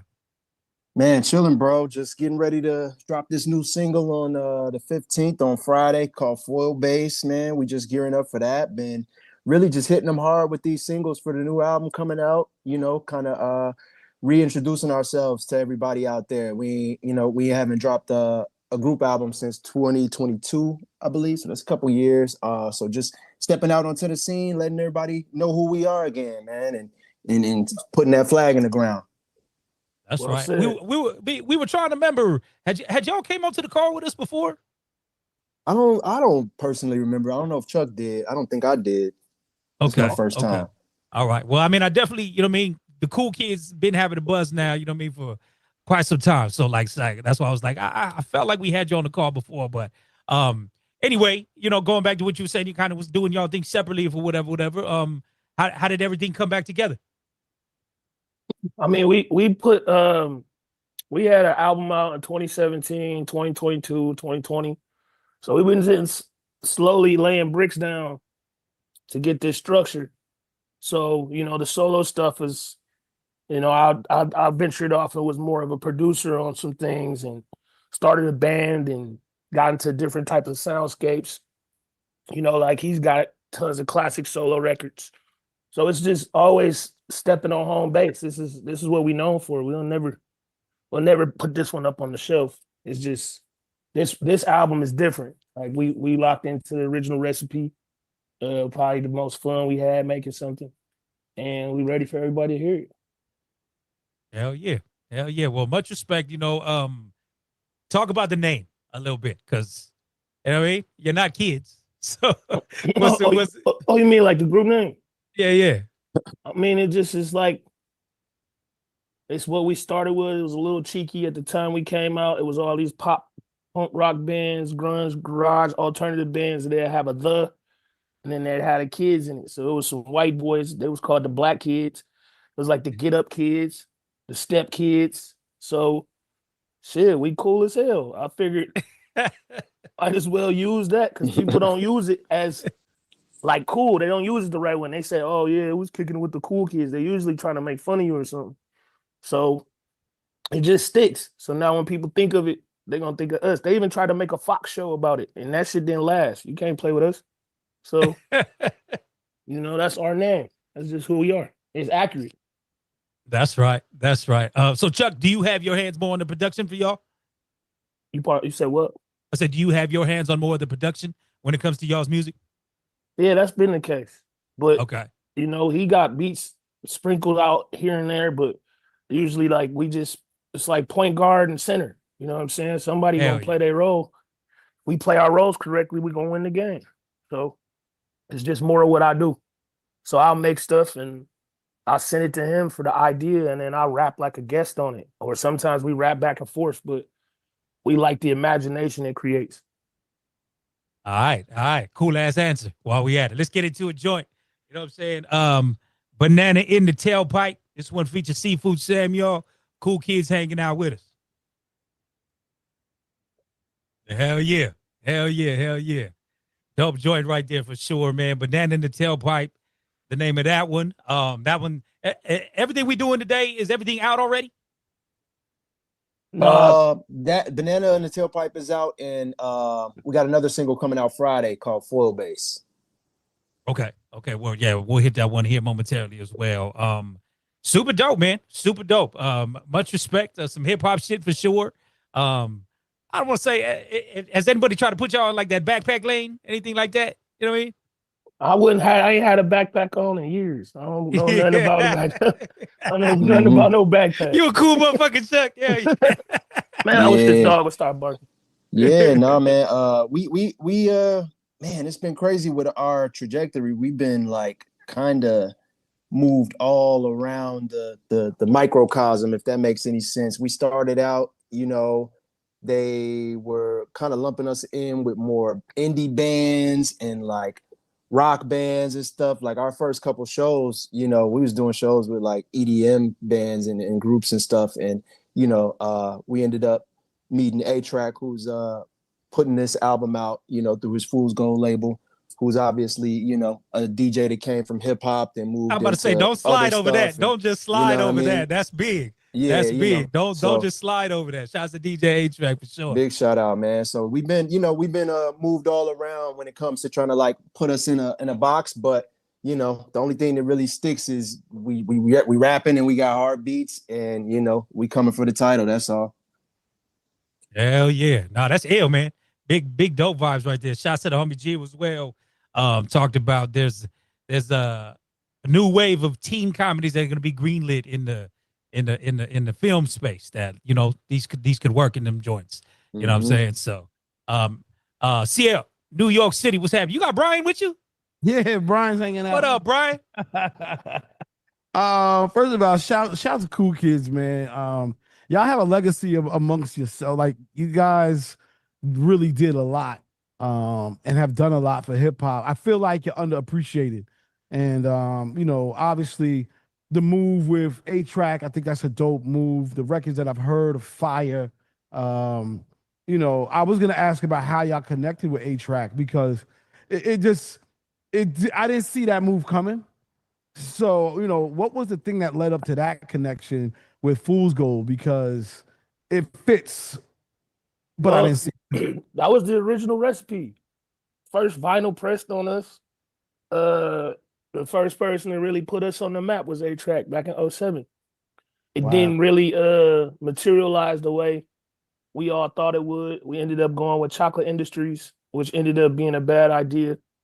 And through the time, I didn't know A-Track as much as I know him now back in 07, but we become, really good personal friends over that almost 20-year span. So we had linked up to do some records with Manny Fresh. We've done a couple singles for like his Lucy's. And then when I sent him some of the new records, we were going to finish a Manny Fresh album, and then we didn't get distracted, but we started working on stuff that we could put out before it. And it just made more sense because this was the original recipe. Like, if it's broke, don't touch it. Don't fit. You know what I mean? Put it down somewhere. And that's what we felt like. We go back and change something. It's like you stick with what you started with. Like me and him got a sound. It's like, why run from that? We got a relationship with one of the best DJs in the world who has a label that, has always been kind to us. It's like, why do something different? Why try to reinvent the wheel? Shit, motherfuckers don't even got wheels right now. So I would rather, you know what I'm saying? I'd rather come up with, all right, what got us hot? What were we doing first? And then start there and go forward. That's kind of like how that happens. Yeah, now I remember the energy from the shows was like a really big thing as well. What are you guys doing in terms of that right now? Are you guys sort of doing tours, smaller venues, bigger venues? What's the itinerary look like these days with y'all moving and grooving? We just pushed the button like 2 weeks ago. So we hit New York next week, roll out. The shows will come next as soon as people hear it, and we build up the demand, but we always gonna touch the people that,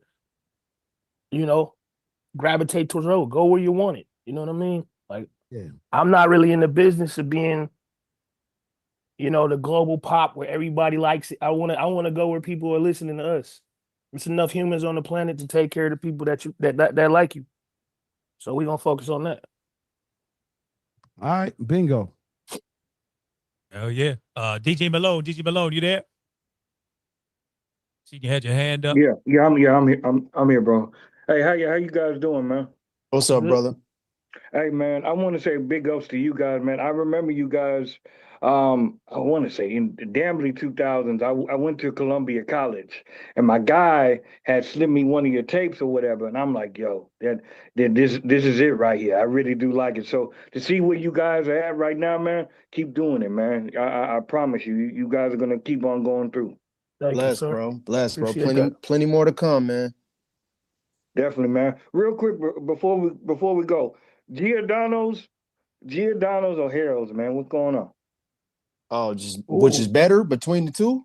Which one would you like? Which one would you pop up and go to? I mean, one is pizza, one is wings, though. My bad. I'm sorry. Not Giordano's. And what's that joint? Uncle Remus. Uncle Remus, yeah. Oh, see, now I'd take Uncle Remus, but there are very few Uncle Remus still left. All the Uncle Remuses is shut down and closed. Harold's, it's a new Harold's every 2 weeks out here and all over the country at this point. They starting a franchise. So, Uncle Remus tastes better to me, but they're just not enough of them no more. Heralds took it all over. So yeah, but they the say they got answer, Heralds in Houston. the answer to the question is, I'm not saying deaf Uncle Remus, but it's like, you know what I mean? It's if you know, you know. And if an accidental DoorDash order hits your steps, I'm gonna call them back and tell them that they got the wrong order for Harold's, and then I'm gonna snatch the Uncle Remus and act like it never happened. Oh, last thing too. Last thing is you can't forget that every Harold's damn near tastes different too. Every Harold's kind of do their own thing. Uncle Remus, they gotta keep what they kind of recipe and they keep it the same. But Harold's, each individual Harold's kind of do things a little bit different their own way. So you never know if you at the really good Harold's or you might be at a messed up Harold's. You know what I'm saying? So you got to be careful. Yeah, the Harold's. There's the Harold's that we got in the new video for Banana in the Tailpipe. That's the best one I've been to. It's on 53rd and Hyde Park. Yeah, but then mine in Atlanta, was always the 87th one. It ain't there now, but mine was always I think the one on 87th and damn, I forget what the hell. It was over there by close by Stony, but it was on 87th though. Mm-hmm. Yeah, it's the walk. It's the walk up ones that be the fires, or like, Atlanta. They got a bar in theirs. LA, they got events and cocktails. You got to go to the one where you can only get like a grape soda. That's where that'll be the fire one. Not for nothing to cut in. I mean, it sounds like a very marketable opportunity for you guys. I mean, what we do. That's what I'm saying. I'm like, this is like a natural. Man, the best Harold's on 79th between Phillips and Essex. It's always gonna be argued. There's no. I was just about to say, if you talk about you get different tastes at every different Harold's contention. It's always up in the air. The first Harold's I ever had was in the South, the one in the South Loop when I got to college, over by Columbia when I went to AI. That's got a nostalgic feeling to me. But they used to have popcorn chicken there, so it's like. You know what I mean? All we doing now is getting hungry. All we doing now is getting hungry. I'm like, man, what we doing? What we doing? Some sauce or something, because we over here. Salute to you guys, man. Salute. I appreciate it, bro. Thank you. Old school. What's happening, old school? What's good? What's good, cool kids? What's happening, up, man? Yeah, I've been, just wanted to give you your props. I've been listening to y'all since like 2008. You had that shit came out with the Kids in the Hall and Pusha T, and driving down the block. That shit was dope. But anyway, I mean, everything that I heard from y'all been hard, but y'all just didn't really.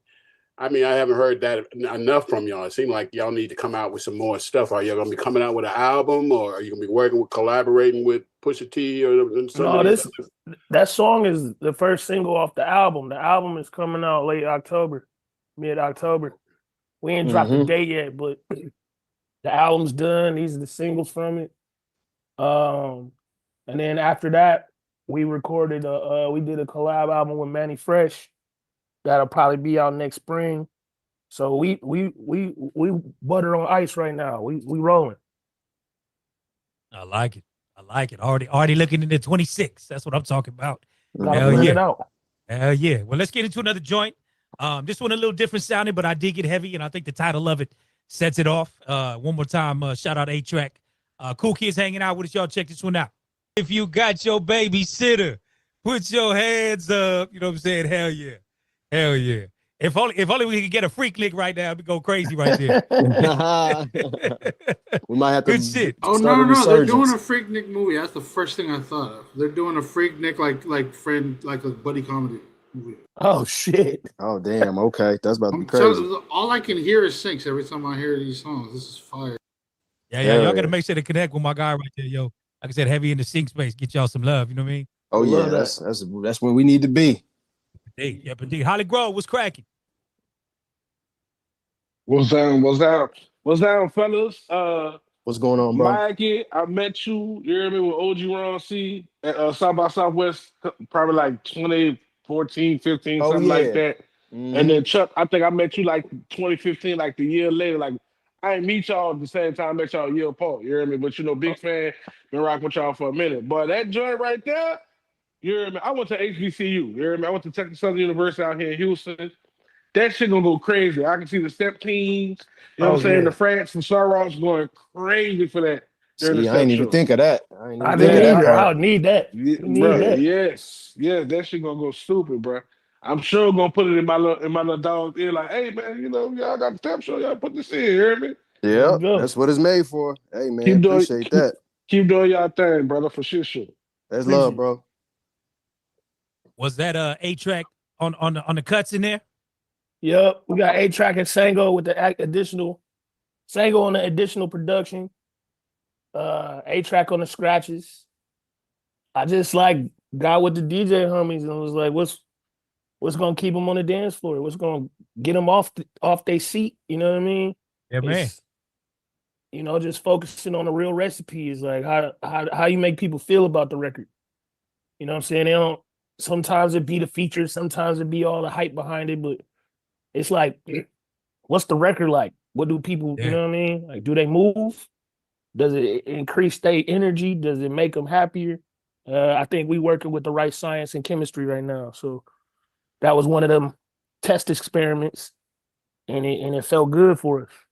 Yeah, no, I feel good. That shit is hard. That shit is super. Like I said, even touching on what Hologrove's talking about, I mean, that can go crazy in a lot of spaces. Go crazy in a lot of spaces. Yeah, You know we what I just mean? wanted it. We wanted it to be worldwide too. We wanted it like to go global. We wanted to be in spots that's on every place on the planet. But like I said, it was made. All these records was engineered to like give a feeling, not just be a good listen or something everybody sits back and debates about. Like, I get it. You know what I'm saying? That's a part of the rap too. But yeah, we love this shit. So we don't really want to have too many conversations and people not dancing or head nodding. Like, I want screw faces and head nods and ass shaking. You know what I mean? I don't want all of that banter. Like, we ain't make no music for banter. Yeah, you didn't make the music for the podcast. Yeah, fuck them. Nah, You know what I'm saying? no, none of that streaming shit. Like, I ain't even no old man like that. It's just we've always done what's cool to us. And sitting back and talking about rap and shit, that used to be for the barbershop or like the close homies. Like, on a global scale, everybody not gonna have the same opinion. So I'm really focused on the niche or the the subgenre of people that just like us. Hell yeah, good shit. Good shit. Big Red checking in from Dallas. What up? Hey, what's going on? What's happening? Cool kids, what's happening, y'all? Man, what's going down? What's up, dog? What's up, Hey. boss? Hey, man, listening to good music. That's what's going on right now. Appreciate that. So, that's what we're trying to do. I like the throwback sound, man. I notice a lot of people are gravitating to that sound now, man. It's a nostalgic feeling when I hear stuff like that. Like they were saying, Freak Nick and all this type of stuff. It gives you that vibe, party, college. Right. Like I was saying, also myself, Texas Southern University, band member. It's gonna make brothers of KK side. You get the music that they ass. We shutting down shows all day long. Shout out to brothers GQ. But you know what I'm saying? It's just it's the beat alone itself is ready for the party. It's ready. I like it, man. I give it 2 thumbs up and some. You know what I'm saying? So keep doing what y'all doing, man. Man, we appreciate that. Appreciate that. Thank you. Hold up, Ocean alumni. I ain't know that. You hear me? Yeah, man, we talked about this last time. Holly Grove. Yeah, show me your Ocean. Too many cones. I smoked too many cones. Too much smoke. You hear me? I know, and Bionic, he KK side, so you know what I mean. So bros in the building. Hey, so the name of the project, High Top Fade? High Top Fade. All right, how many joints we got? How many joints we got on this thing? 15. Okay. Hell yeah. And are we kind of going all over the place with this? Because, like I said, that's why I wanted to play that one before we played Foil Bass, just to kind of, see some of the versatility that's on the project. So is that what we doing throughout the whole thing? It's not all over the place. I think that one is like a lead up to some high energy. But just like a recipe or just like a barbecue or anything I do, you know what I'm saying? It's going to be a slow smoke, then the fire going to get hot to put the crust on it, and then you're going to take it off and let it settle. So that's kind of how we cooked it. Like to us, it's a perfect listen. And we didn't want to like, we wasn't trying to cover every base. We wanted to do what we do well. And what, you know what I'm saying? Like, I'm a DJ, I'm a producer. He's now a DJ, producer, rapper. Like, we know what the function should feel like. That's cool. But when you in your car or you are in the kitchen, we wanted it to be a practical listen. We don't want it to be too theatrical, big lead ups. You know what I'm saying? Like I said, I say this respectfully, but I ain't been a fan of too much outside of just smooth jazz or what I listen to when I'm doing something. But when it comes to rap music, I knew the albums that made me hype. I knew the albums that had the B-side on it that I would play when I DJ. Like, I was just practicing that type of routine, if that makes sense. So no, without a doubt. The sonics are all level. You know what I mean? Like, nothing's too out of place because I made it all. So we don't got no outside producers. We only got 2 features. We kept it us. Good shit. Good shit. Well, let's get into this foil bass. Foil bass, you said, is actually going to be out as of this Friday, correct? Yep. Yeah. All right, y'all. High Top Fade is the name of the project coming this October. Cool kids hanging out, dope shit. Foil bass, the name of this one. Nasty work, Chuck. Nasty work right there. Thank you, sir. Like I said, ugly face off the rip. You know That's what I mean? all I want. Yeah. That's what I'm That's all that saying. matters. That's all that matters. The ugly yeah. face is what got us here. That's what makes you want to like hip hop, DJ something. The ugly face is the only thing that's necessary right now. No doubt, no doubt. So you talking the tour in support of this whole thing October time too? Man, we letting it all fall into place. Right now, we focusing on like this. You know, we got a New York press run next week. We know the routine so well that, you know, we never gonna stunt our move. We just gonna wait for something to unfold. And then as people listen to the music, we'll follow the direction of the current of where it's leading us. Because I don't want to go out our way and, you know, plan all this stuff and it's not for the people that's actually in love with the music. That's the thing that I've been noticing. Like I said, the chemistry of it is making sure that the people listening to you are the people that get to see you. You know, you don't want to audition for everybody. I'm not trying to, you know what I'm saying? I don't want to impress everybody. I don't want to be liked by everybody. But I do, but that shit is not realistic. I want to focus on the people that like scrunching their face up, that like bass. You know what I'm saying? When they go car shopping, they try to see what the system is like. That's how I grew up. I ain't seen no speakers in like, nobody had a system in like 15 years that I've seen. I know. I'm trying to bring that back. You know, people got electric cars. I seen a Nissan truck the other day had the shell. They had two 18s in the back. I said, damn, I see that shit forever. Yeah, you know because we lost our way. We got to get back to you know what I mean? It ain't enough bass. It was a whole bunch of orchestras. You know what I mean? Yeah. I want the low end back. You know what I mean? The just drums. We don't need 42 producers on this. I could do this myself. Yeah. Like I said, I say it respectfully, but it's gone around so much that I'm not even speaking to nobody specifically. It's just yeah. But there was elements like spaghetti is spaghetti. You know what I'm saying? We make spaghetti. People like spaghetti. I don't want to put crab legs in this motherfucker. I want it to be spaghetti. You know what I mean? Hell yeah. Gio, what up? Yeah, man. That shit is fire. What are the different ways you guys are doing streaming, I'm sure, but like, are you guys going direct to consumer, like anything like that, like website, digital, anything? Merch or vinyl, cassettes, anything like that? Everything is on the way. We just it's in production already. Perfect. Because I want to directly support y'all. I don't want to stream it. Oh yeah, we're gonna have CDs a week before the streaming date where you can get, and then we're gonna have vinyls a month after. You know what I mean? Streaming is just a commercial. Cassettes, if you guys can. We got cassettes. We got cassettes coming too. Mm-hmm. All mediums that we used to hold on to. I don't like existing in the ether. I don't like being in invisible space. That. You guys are actually catering to the kids, the Gen Z, Gen Alpha. They hate technology because they grew up on Zoom. Yeah. So like that's why the like vinyl and the cassettes and stuff are going up. It's because of that.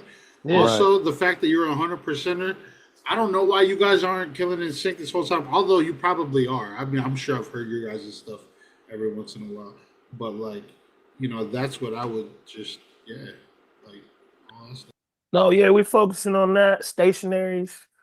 You know what I'm saying? Like that's why we got with Fool's Gold again, because they focus on what's important to us.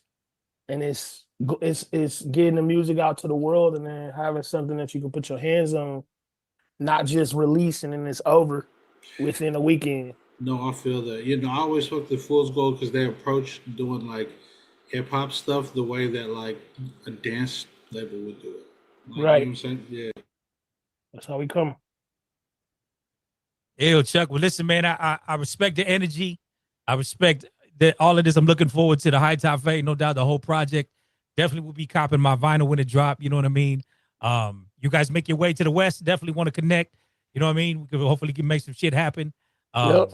But yeah, man, like I said, I did want to ask, considering you got A-Track involved, is any kind of love on Sirius? You know what I mean? Rock the Bells, anything like that? I mean, whatever, anybody that wants, you know what I'm saying? Like I said, we want to go where we love that. We want to go where people want us. That's right. So somebody call and they like, we love it. Can you come on? We rolling with the current this time. We didn't did this. Me and him, we 20 years in. You know what I mean? It's still trying, like bubbling. So this time we just know we know how the game works a little bit better. So what we not gonna do is play the game. We're gonna do where the current takes us. We want to be with the DJs. We want to be where the party's at. We want to be where this art form was created as a party.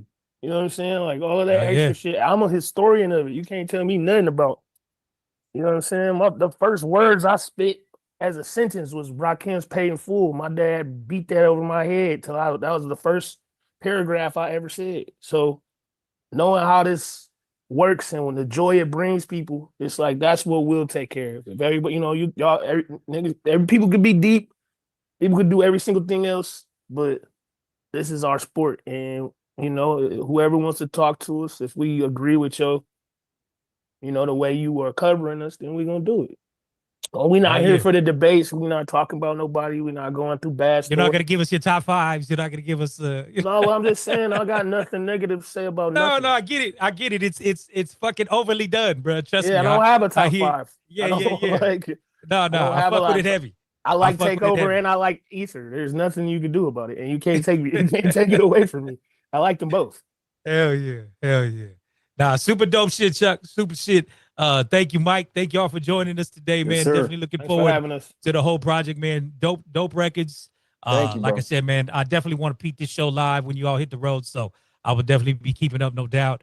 I'm just saying, push the issue with A-Track, man. You got a plug over there at Sirius. You need to get these records on there. That's one of the few platforms left that's actually breaking some records over there. So no, you know what I mean? Let's do it. Sure. Thank you. Yeah, man. All right, well, much respect, Joe. I appreciate y'all having us. You said October time, right? High Top Fade? Yep. October. All right. Mid-October around there. See, anything out there in New York? You good? Oh yeah, chilling out, man. The sounds are crazy, man. Shout out to Cool Kids, man. I felt like that was like ghetto tech meets hip hop. That last record, just on some real like, crazy. Or maybe the second record, but it was yeah. The 95 South, yeah. That joint was so crazy, man. And shout out to Nathaniel, man, for hooking it up. Appreciate that as well, man. But you guys are just on your way again. And I'm excited, and I'll second the Sirius XM thing, and I'm gonna second like some of these other apps that people are just listening to, whether it's Lit Live or any one of those. I mean, your music should be living there every day. But we're gonna help, and that's why we're here. That's why we're here, man. DJ Packs. How about DJ Packs, fellas? We DJ got Packs, if any. Oh yeah, we got those. Yeah. Okay. We're gonna get them out to you right after the call. Yep. All right, 100%, man. Well, listen, best of luck to y'all. Hey, you're in the best time. People looking for this real shit. So keep fucking feeding it to them. Keep fucking feeding it to them. Let's go. Thank y'all for having us, bro. Indeed. Bless up, y'all. Yeah, man. I know we played a track last week. DJ Premier, Rock Marciano, the coldest professional. The project is out now. Premier, another one of the ones that just goes crazy. It's so dope seeing so many of our pioneers and shit like that getting a second, third wind or whatever right now, man. I mean, shouts to the cool kids, you know what I mean? 20 years in, getting another run. I mean, super, super ill. Super, super ill, man. Yeah, I was dope surprised. shit. I was surprised. I thought there was more Cool Kids fans. A little low. Call. I'm low. Yeah, I thought there was more Cool Kids fans on the Digiwaxx call. I'll say this: I wasn't the biggest fan back then, but I can tell you, they have a lot of sons. The Cool Kids. They have, when I mean a lot of sons. I remember that 07 year when they came out, and what preceded it. Hollygrove had mentioned South by Southwest, and he was talking about 2014. I remember going out to South by Southwest during 07 and 08, and it was like the Cool Kids, Kids in the Hall. I forgot this other cat's name. It like a lot of people were like coming up under that digital era when like shit was shifting from CD to digital. But they did have a certain sound, man. And I mean, they worked with a lot of people, man, from Mac Miller, Rick Ross, like that dude Chuck English. I thought they were from the West because of their sound, but I didn't even know until the day they was from Chicago. But I did think there was more cool people that knew about them. I'm not gonna lie. What up, Israel? Yeah, definitely. I was a fan. So I was big on the Cool Kids. So I came home from my last prison bid in 2006. And I was a rapper. That's when I was still rapping. That's when I met Tony Dofat on all them, you know, and everything. And I was into that scene, that web, you know, that whole what was that? Dat Piff and all that different stuff where music was coming out every week and it was them people blowing up. I felt that was like this era is, these kids don't know what they got. Cause I would have ate crazy in this era when you can record on your phone, you got all this other stuff. But in that era, if you could just, that was the first time where if you could just get music out there, there was a hope for you. You could figure something out. And there was a couple of different people, and the Cool Kids, they had dope music. You know what I mean? So I was a fan of them. I didn't know. I thought they was from the West too. I thought they was from the Bay, actually, until I read their Wikipedia this week. I thought they was from the Bay Area, actually. But yeah, they were dope back then. They were one of those groups that, but a lot of people, that's crazy. Like, you know, there were a lot of people that were able to come up in that little span of time. What was it called? Blog rap. I would call that like the blog rap era. They called it the blog era. Yeah. Yeah. Even just hearing Dat Piff again, you know what I'm saying? Hell yeah. Dat Piff was before SoundCloud, you know what I mean? So MySpace. When they kept saying that, I'm like, damn, man. Said they met on MySpace. I'm like, wow, I forgot. They was in each other's top 8. You know what I mean? Wow, it's crazy world. Wow, man. But so you got some live acts out there tonight, see? Yeah, we got a couple joints. I think Collabs pulling up. We got who do we got today? We got Cham, of course. A girl by the name of Steph G. And I'm missing Graph. Graph is gonna be pulling up as well. And a couple other new artists that are supposed to be promising. So should be a pretty busy night. Nice. Is Cham popping up live over there with y'all? Cham is popping up live. He's on his way. Okay. All right. We'll see him and catch up with him, see how everything's going, and you know, we went back to, you said, the 2007s and 2006s. You know, that was a time. That's almost 20 years ago. Yeah. You know, there's a lot of music. That's like time has flown, man. So, like I said, man, I tripped out even 20 years of freaking Katrina. You know what I mean? Like I said, it's just nuts. I don't know what the hell's going on in the world, but why is everything going so fast? You know what I'm saying? No, for real. I'm actually going to LA on the 29th to do Sway in the Morning. I'm gonna do a 20-year Katrina mix, play a bunch of New Orleans shit, some Mobile shit.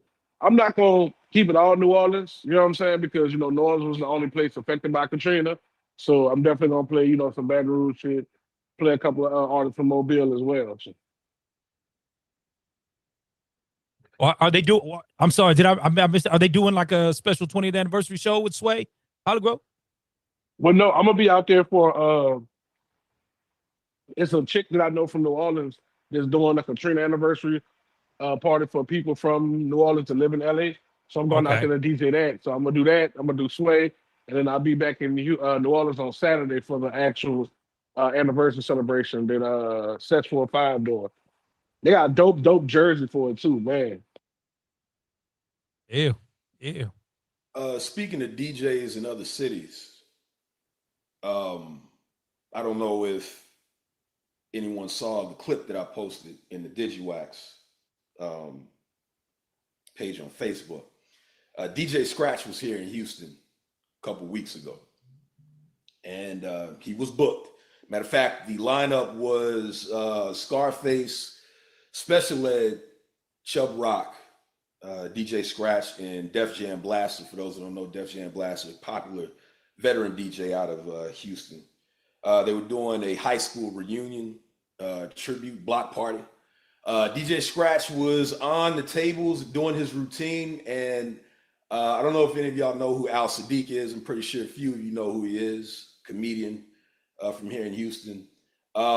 He proceeded to talk over DJ Scratch's routine and was saying that the people wanted to hear more Houston-centric things. As the DJs that go out and y'all play at these parties, I want to get y'all's view on this. I know what my view is, so I'm gonna keep it light. But for the DJs, go ahead, and if you've seen the clip, good. If you haven't seen the clip, hopefully that synopsis I just gave is enough for you to figure out what your position would be in a situation like that. And remember, you're not DJ Scratch, so put that in there as well. But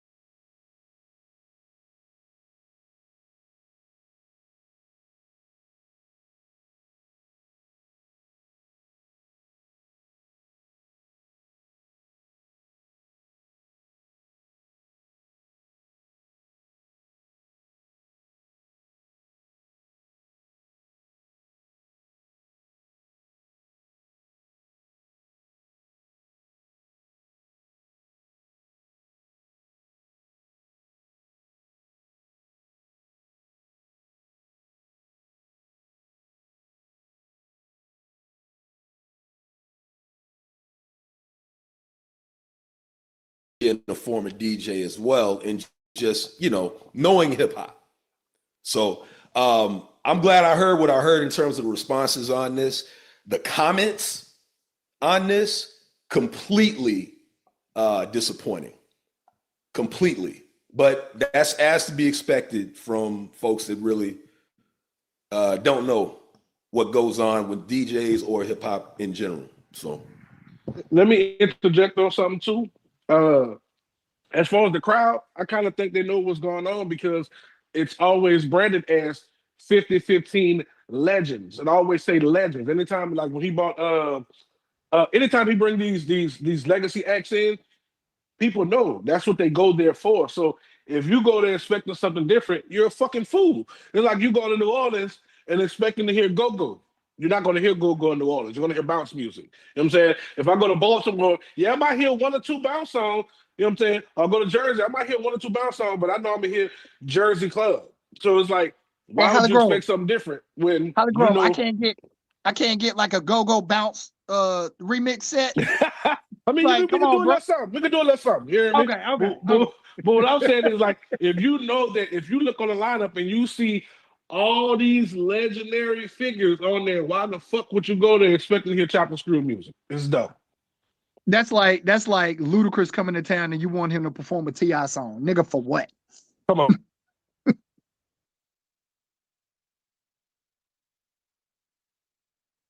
Yeah, I really think it's crazy for him to even think that, you know, he was speaking for a whole crowd that was already having a great time.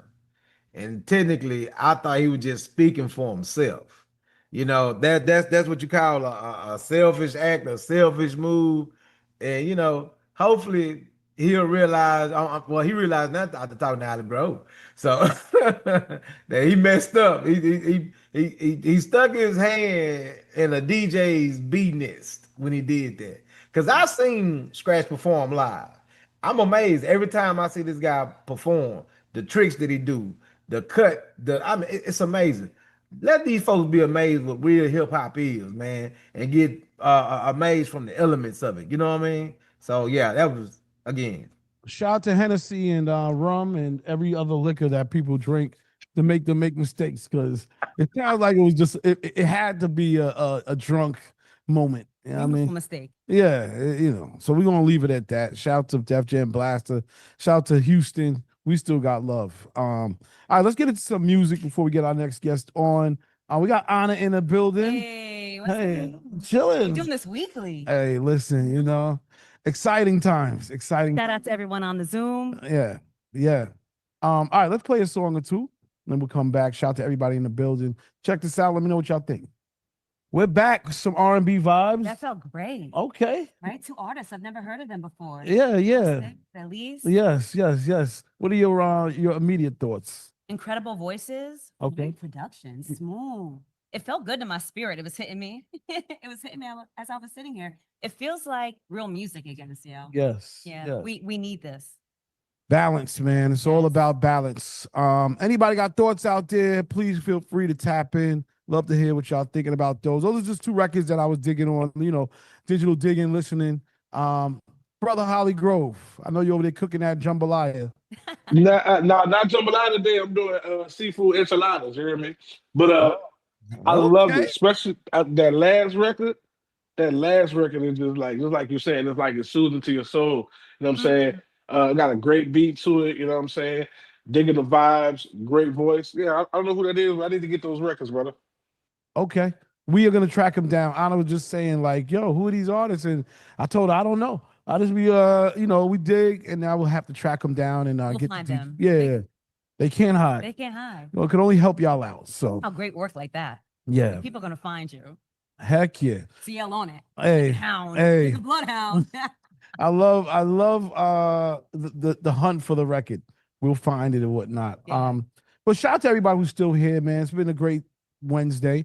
Shout out to the cool kids who was on earlier, and of course our guy who was talking about the sync licensing, the sync game, Geo.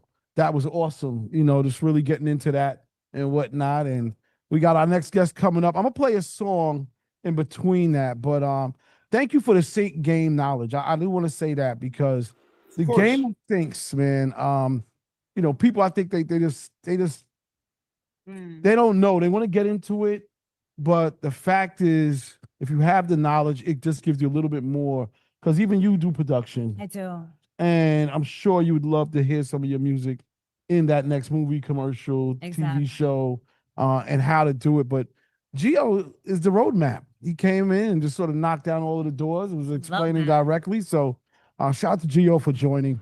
Thank you. I'm happy to be back too. It's just funny. Yeah, man. Well, shoot, we would love to keep you on, man. Every week we're here.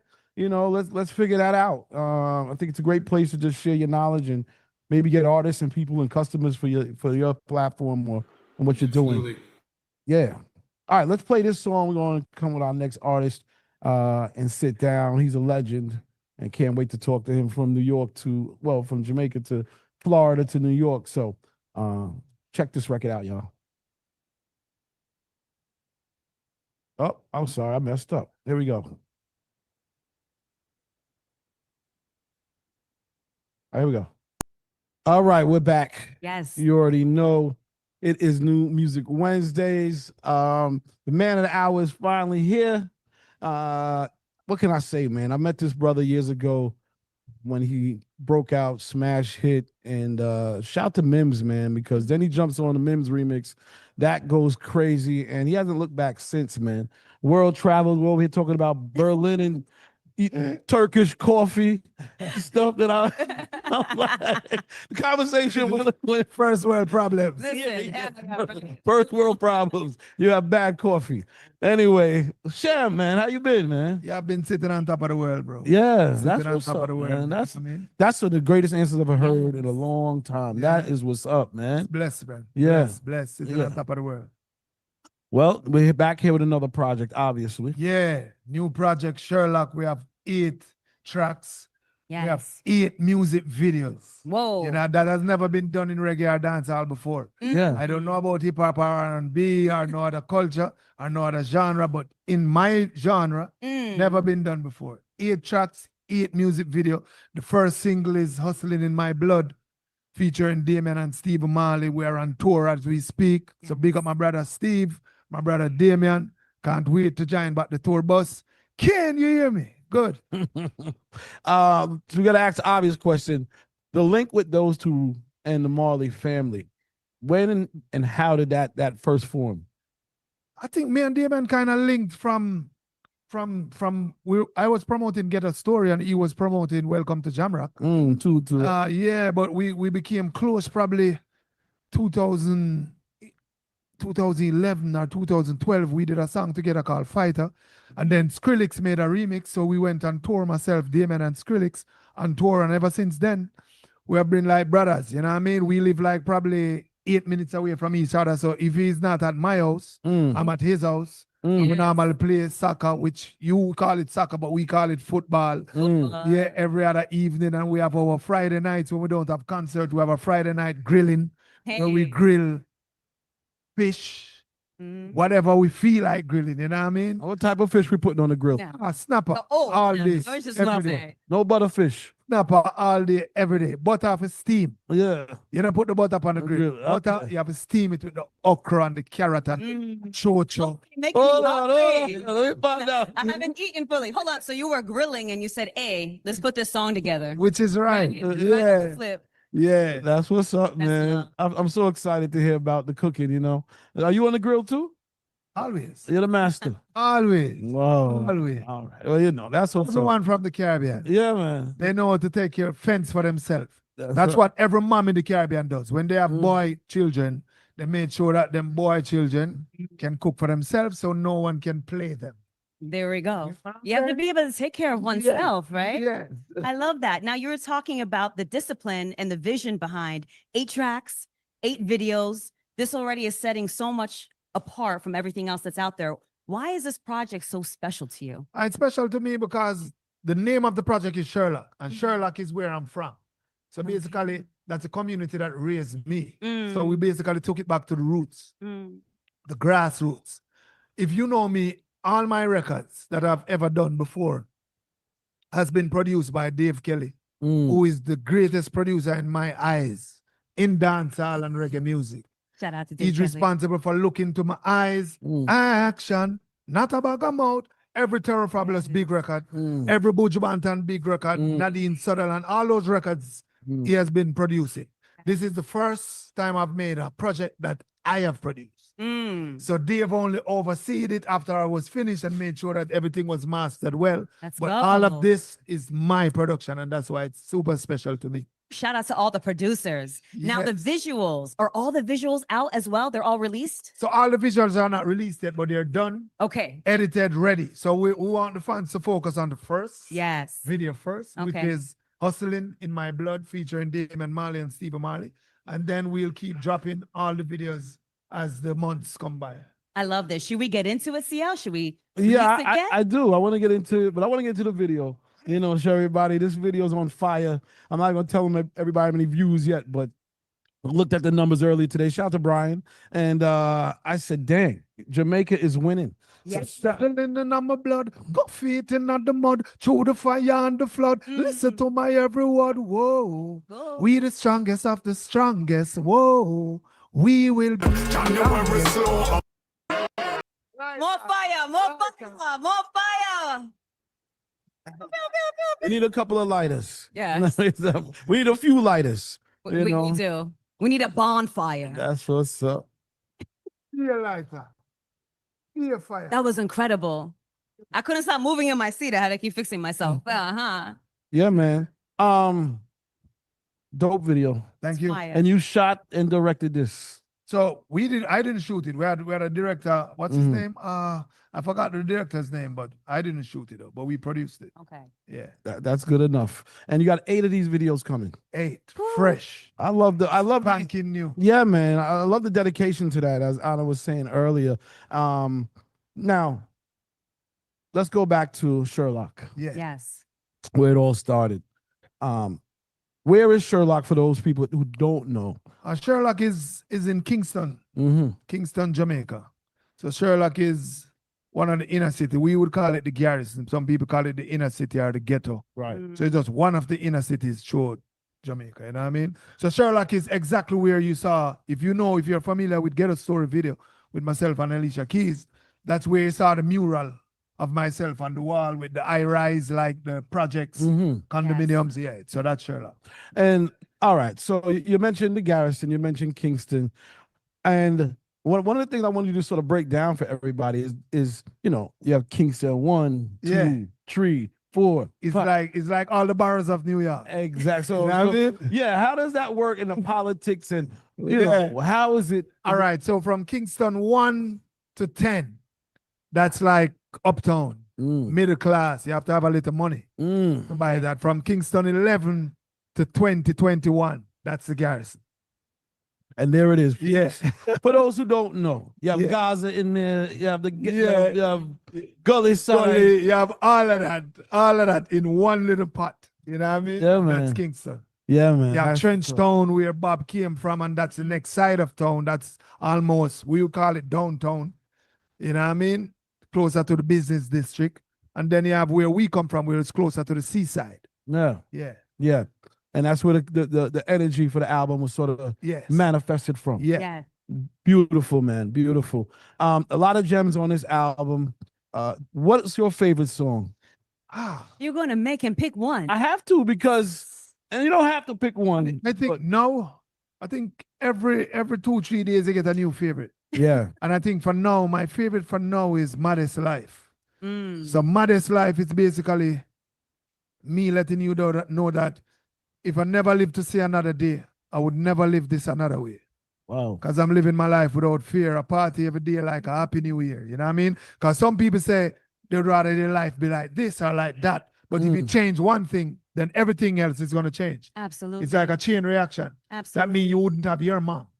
You wouldn't have your dad. You know what I mean? So for me, I wouldn't change nothing. If I never live to see another day, I would never live this another way. This is how I wanted it. It's just a change of your mentality. Yeah. That's it. You know what I mean? So Modest Life right now is my favorite song. No, definitely, man. And I was gonna say, I listened to the album. There's joint after joint. Yeah. And I know artists, we say, but you I gotta say, man, you know, your artistry has been solid throughout your entire career. Thank you. You know, I gotta respect you on that, man. And the album it's a medley of different sounds, but it's everything is super solid. Yeah. That's what I wanted. I wanted it to feel different from what I've done before and fresh at the same time. Yeah. You know what I mean? Yeah. Yeah, like a new avenue, a new page. But at the same time, it's still Cham. It's still Baby Cham. You know what I mean? Absolutely.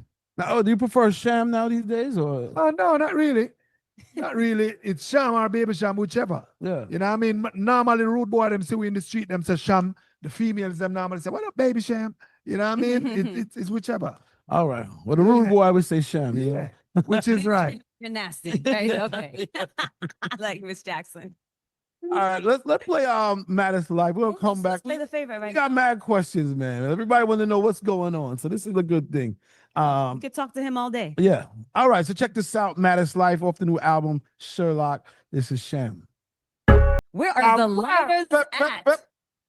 Yeah, man. Big up everybody in the chat. I see y'all going crazy. That's like a soundtrack for life. That's life. Yeah, man. Shout out to D Skills. You know, he gave us some bomba clot shatta. And you have banging. Modest Life, Mr. Sterling. Also, Old School said it's a classic. D Skills again.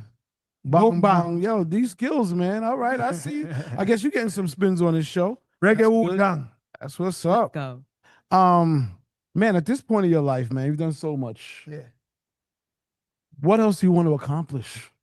It just keep on evolving and keep on growing. Yeah. You know what I mean? It's not at this point, it's not about money. You know what I mean? At this point, it's about just kind of connecting with your fan base and tour and do as much as you can do, because life can go at any time. You know what I mean? I just can do as much as you can do and leave the biggest mark and the loudest mark and the best mark you can leave. You know what I mean? Yes. It's about that right now. So, I mean, again, you've done it all. Is there anybody at this stage that you'd say, I still want to collaborate with this person? Yes, because some musicians that are doing great things. You know what I mean? I will always have to collaborate to grow our genre. That's how it works. You know what I mean? Like, if you think about it, she's from Uganda. Yeah. I'm from Jamaica. That means I'm somewhere from probably either Ghana or around that region in real life. You know what I mean? And you are from probably somewhere in the region also. Right. But they threw us, whether in the Americas or in the Caribbean, and they separated us and thought that they threw us in the dungeon and didn't know that they were throwing us in paradise. You know what I mean? And now look at this. We're all on the same sofa. Look at that. Reunited back and doing what we do. You know what I mean? And that's the greatest thing about life. Yeah. That's why you have to cherish life. You never know what can happen. Yes. You know what I mean? Absolutely. Yeah, our four parents cried. Got beaten, whipped, killed. And look at this. We are here today. Yes. Free as we can be. You know what I mean? Doing what we do. And we're right here. Enjoying ourselves. You know what I mean? So that's life, yo. That's why we have to cherish life. Yeah, man. Major truth. Couldn't be said better. Any projects or other things you're doing? I think I asked you this a while ago, business-wise, you know, anything that you're doing in Jamaica, anything you're doing in Florida, anything that you, you know, because music is one side of it. Yeah. But I'm sure there's other things that Cham is doing. Yeah. Here to share. So right now, we're working on the Ghetto Story movie. We're working on the Ghetto Story movie. We have the plot already finished, written. So we want to shoot the plot. And then we can go from there. So that's what we're doing. Apart from that, we're always been dabbling into businesses. You know what I mean? You have music and you have other business entities away from the music. But we have to give thanks for the music. Without the music, none of those businesses couldn't be founded. You know what I mean? Of course, of course. Anything back home that you want to do? I know, like, there's been a lot of projects I've been seeing. People sort of trying to, whether it's building the hospitals or giving to the hospitals, the schools, of course, in Jamaica. We talk about food and things of that nature. Any humanitarian things?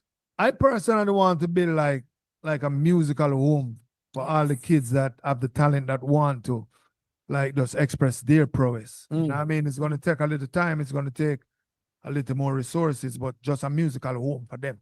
You know what I mean? Where they get schooled. Not like us that came up from the street that just have a knack for it. I'm talking about like learning music. Yes. Like you be able to write it. You know what I mean? Yes. Awesome. Yeah.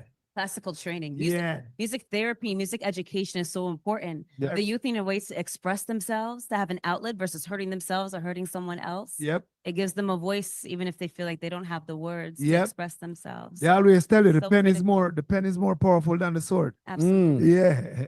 I see that. I see that happening. Yeah, man. We're welcoming it to the universe. It's Yes, coming. manifest Yeah, it. we are manifesting. The more we say it's happening, it's happening. That's how it goes, you know. That's That's it. for real. I believe in alchemy. You know, we create what we want to, manifest what we believe. That is it. Yeah, man. That is it.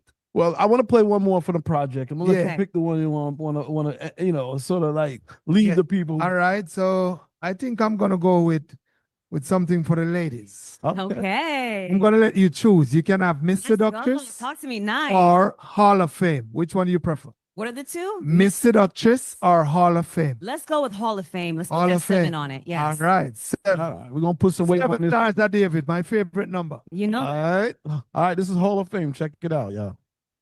for the Yes. ladies. That felt good. For my babies. You know, for the queens, for the empresses and the goddesses. Baby, I be It's loving you, covered. loving you a long time. Hey. Baby, I be loving you a long time. Hey. Baby, I be loving you, loving you, loving you, loving you, loving you, loving you a long time. Ooh, Cham is here for you. Big up Sham in the building. Big up Sham.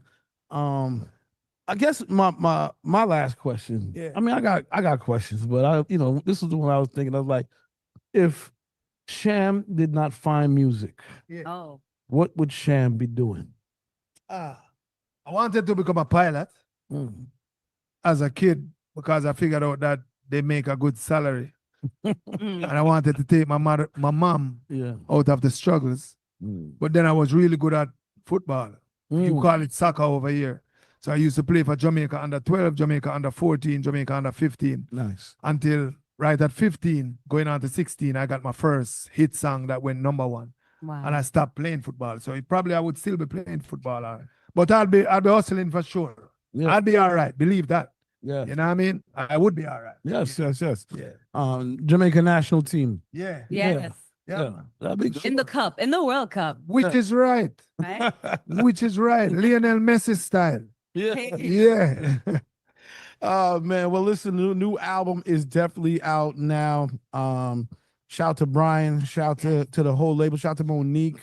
Shout out to you, man, for putting in the work and coming out and pushing yourself. And shout out to Lawless Army Productions. Can you hear me? Good. No doubt, man. Anna, what you got? One last question? What's a message you can give to those youth that you say that are in your heart, in your spirit, that you want to continue to impact? What's a message you can say to the younger version of yourself, to them, right here in this moment? First, the road to success is not straight. There's a curve called failure, loops called confusion, speed bumps called friends, and red lights called enemies. Caution signs called family, and flat tires called jobs. But if you have a spear called determination, and an engine called perseverance, with insurance called faith, and the drive to make it, you'll reach a place called success. Where are the lighters, CL? Where are the lighters? Let's go. Drop the mic. Hey, nobody ever Let's come on the go. podcast. These are Hey, gems. nobody ever come on the show and shut it down like that. Tell them it's late for apology. Here is my analogy. You whack. You did use the wrong terminology. Get up in your head like I majored in neurology. Wake up in your girl cause I studied physiology. Fresh technology. Baby Sham the prodigy. Coming to your heart with a new ideology. New methodology. Hear the psychology. Predict a cat's move by using astrology. Recognize your dead fool. This is the reality. Before you come to battle, check the practicality. Got to be prepared. Got to know the technicality. Listen to my CD and check my vocality. Style see your cranium to make you lose your sanity. Ram up any stadium and never use profanity. Played in the Palladium and did it all for charity. Baby Sham, big up your nationality. Jamaica, banging. Yo, that was crazy. Sham, yo, thank you, man. Thank you for coming. You already know, Anna, awesome.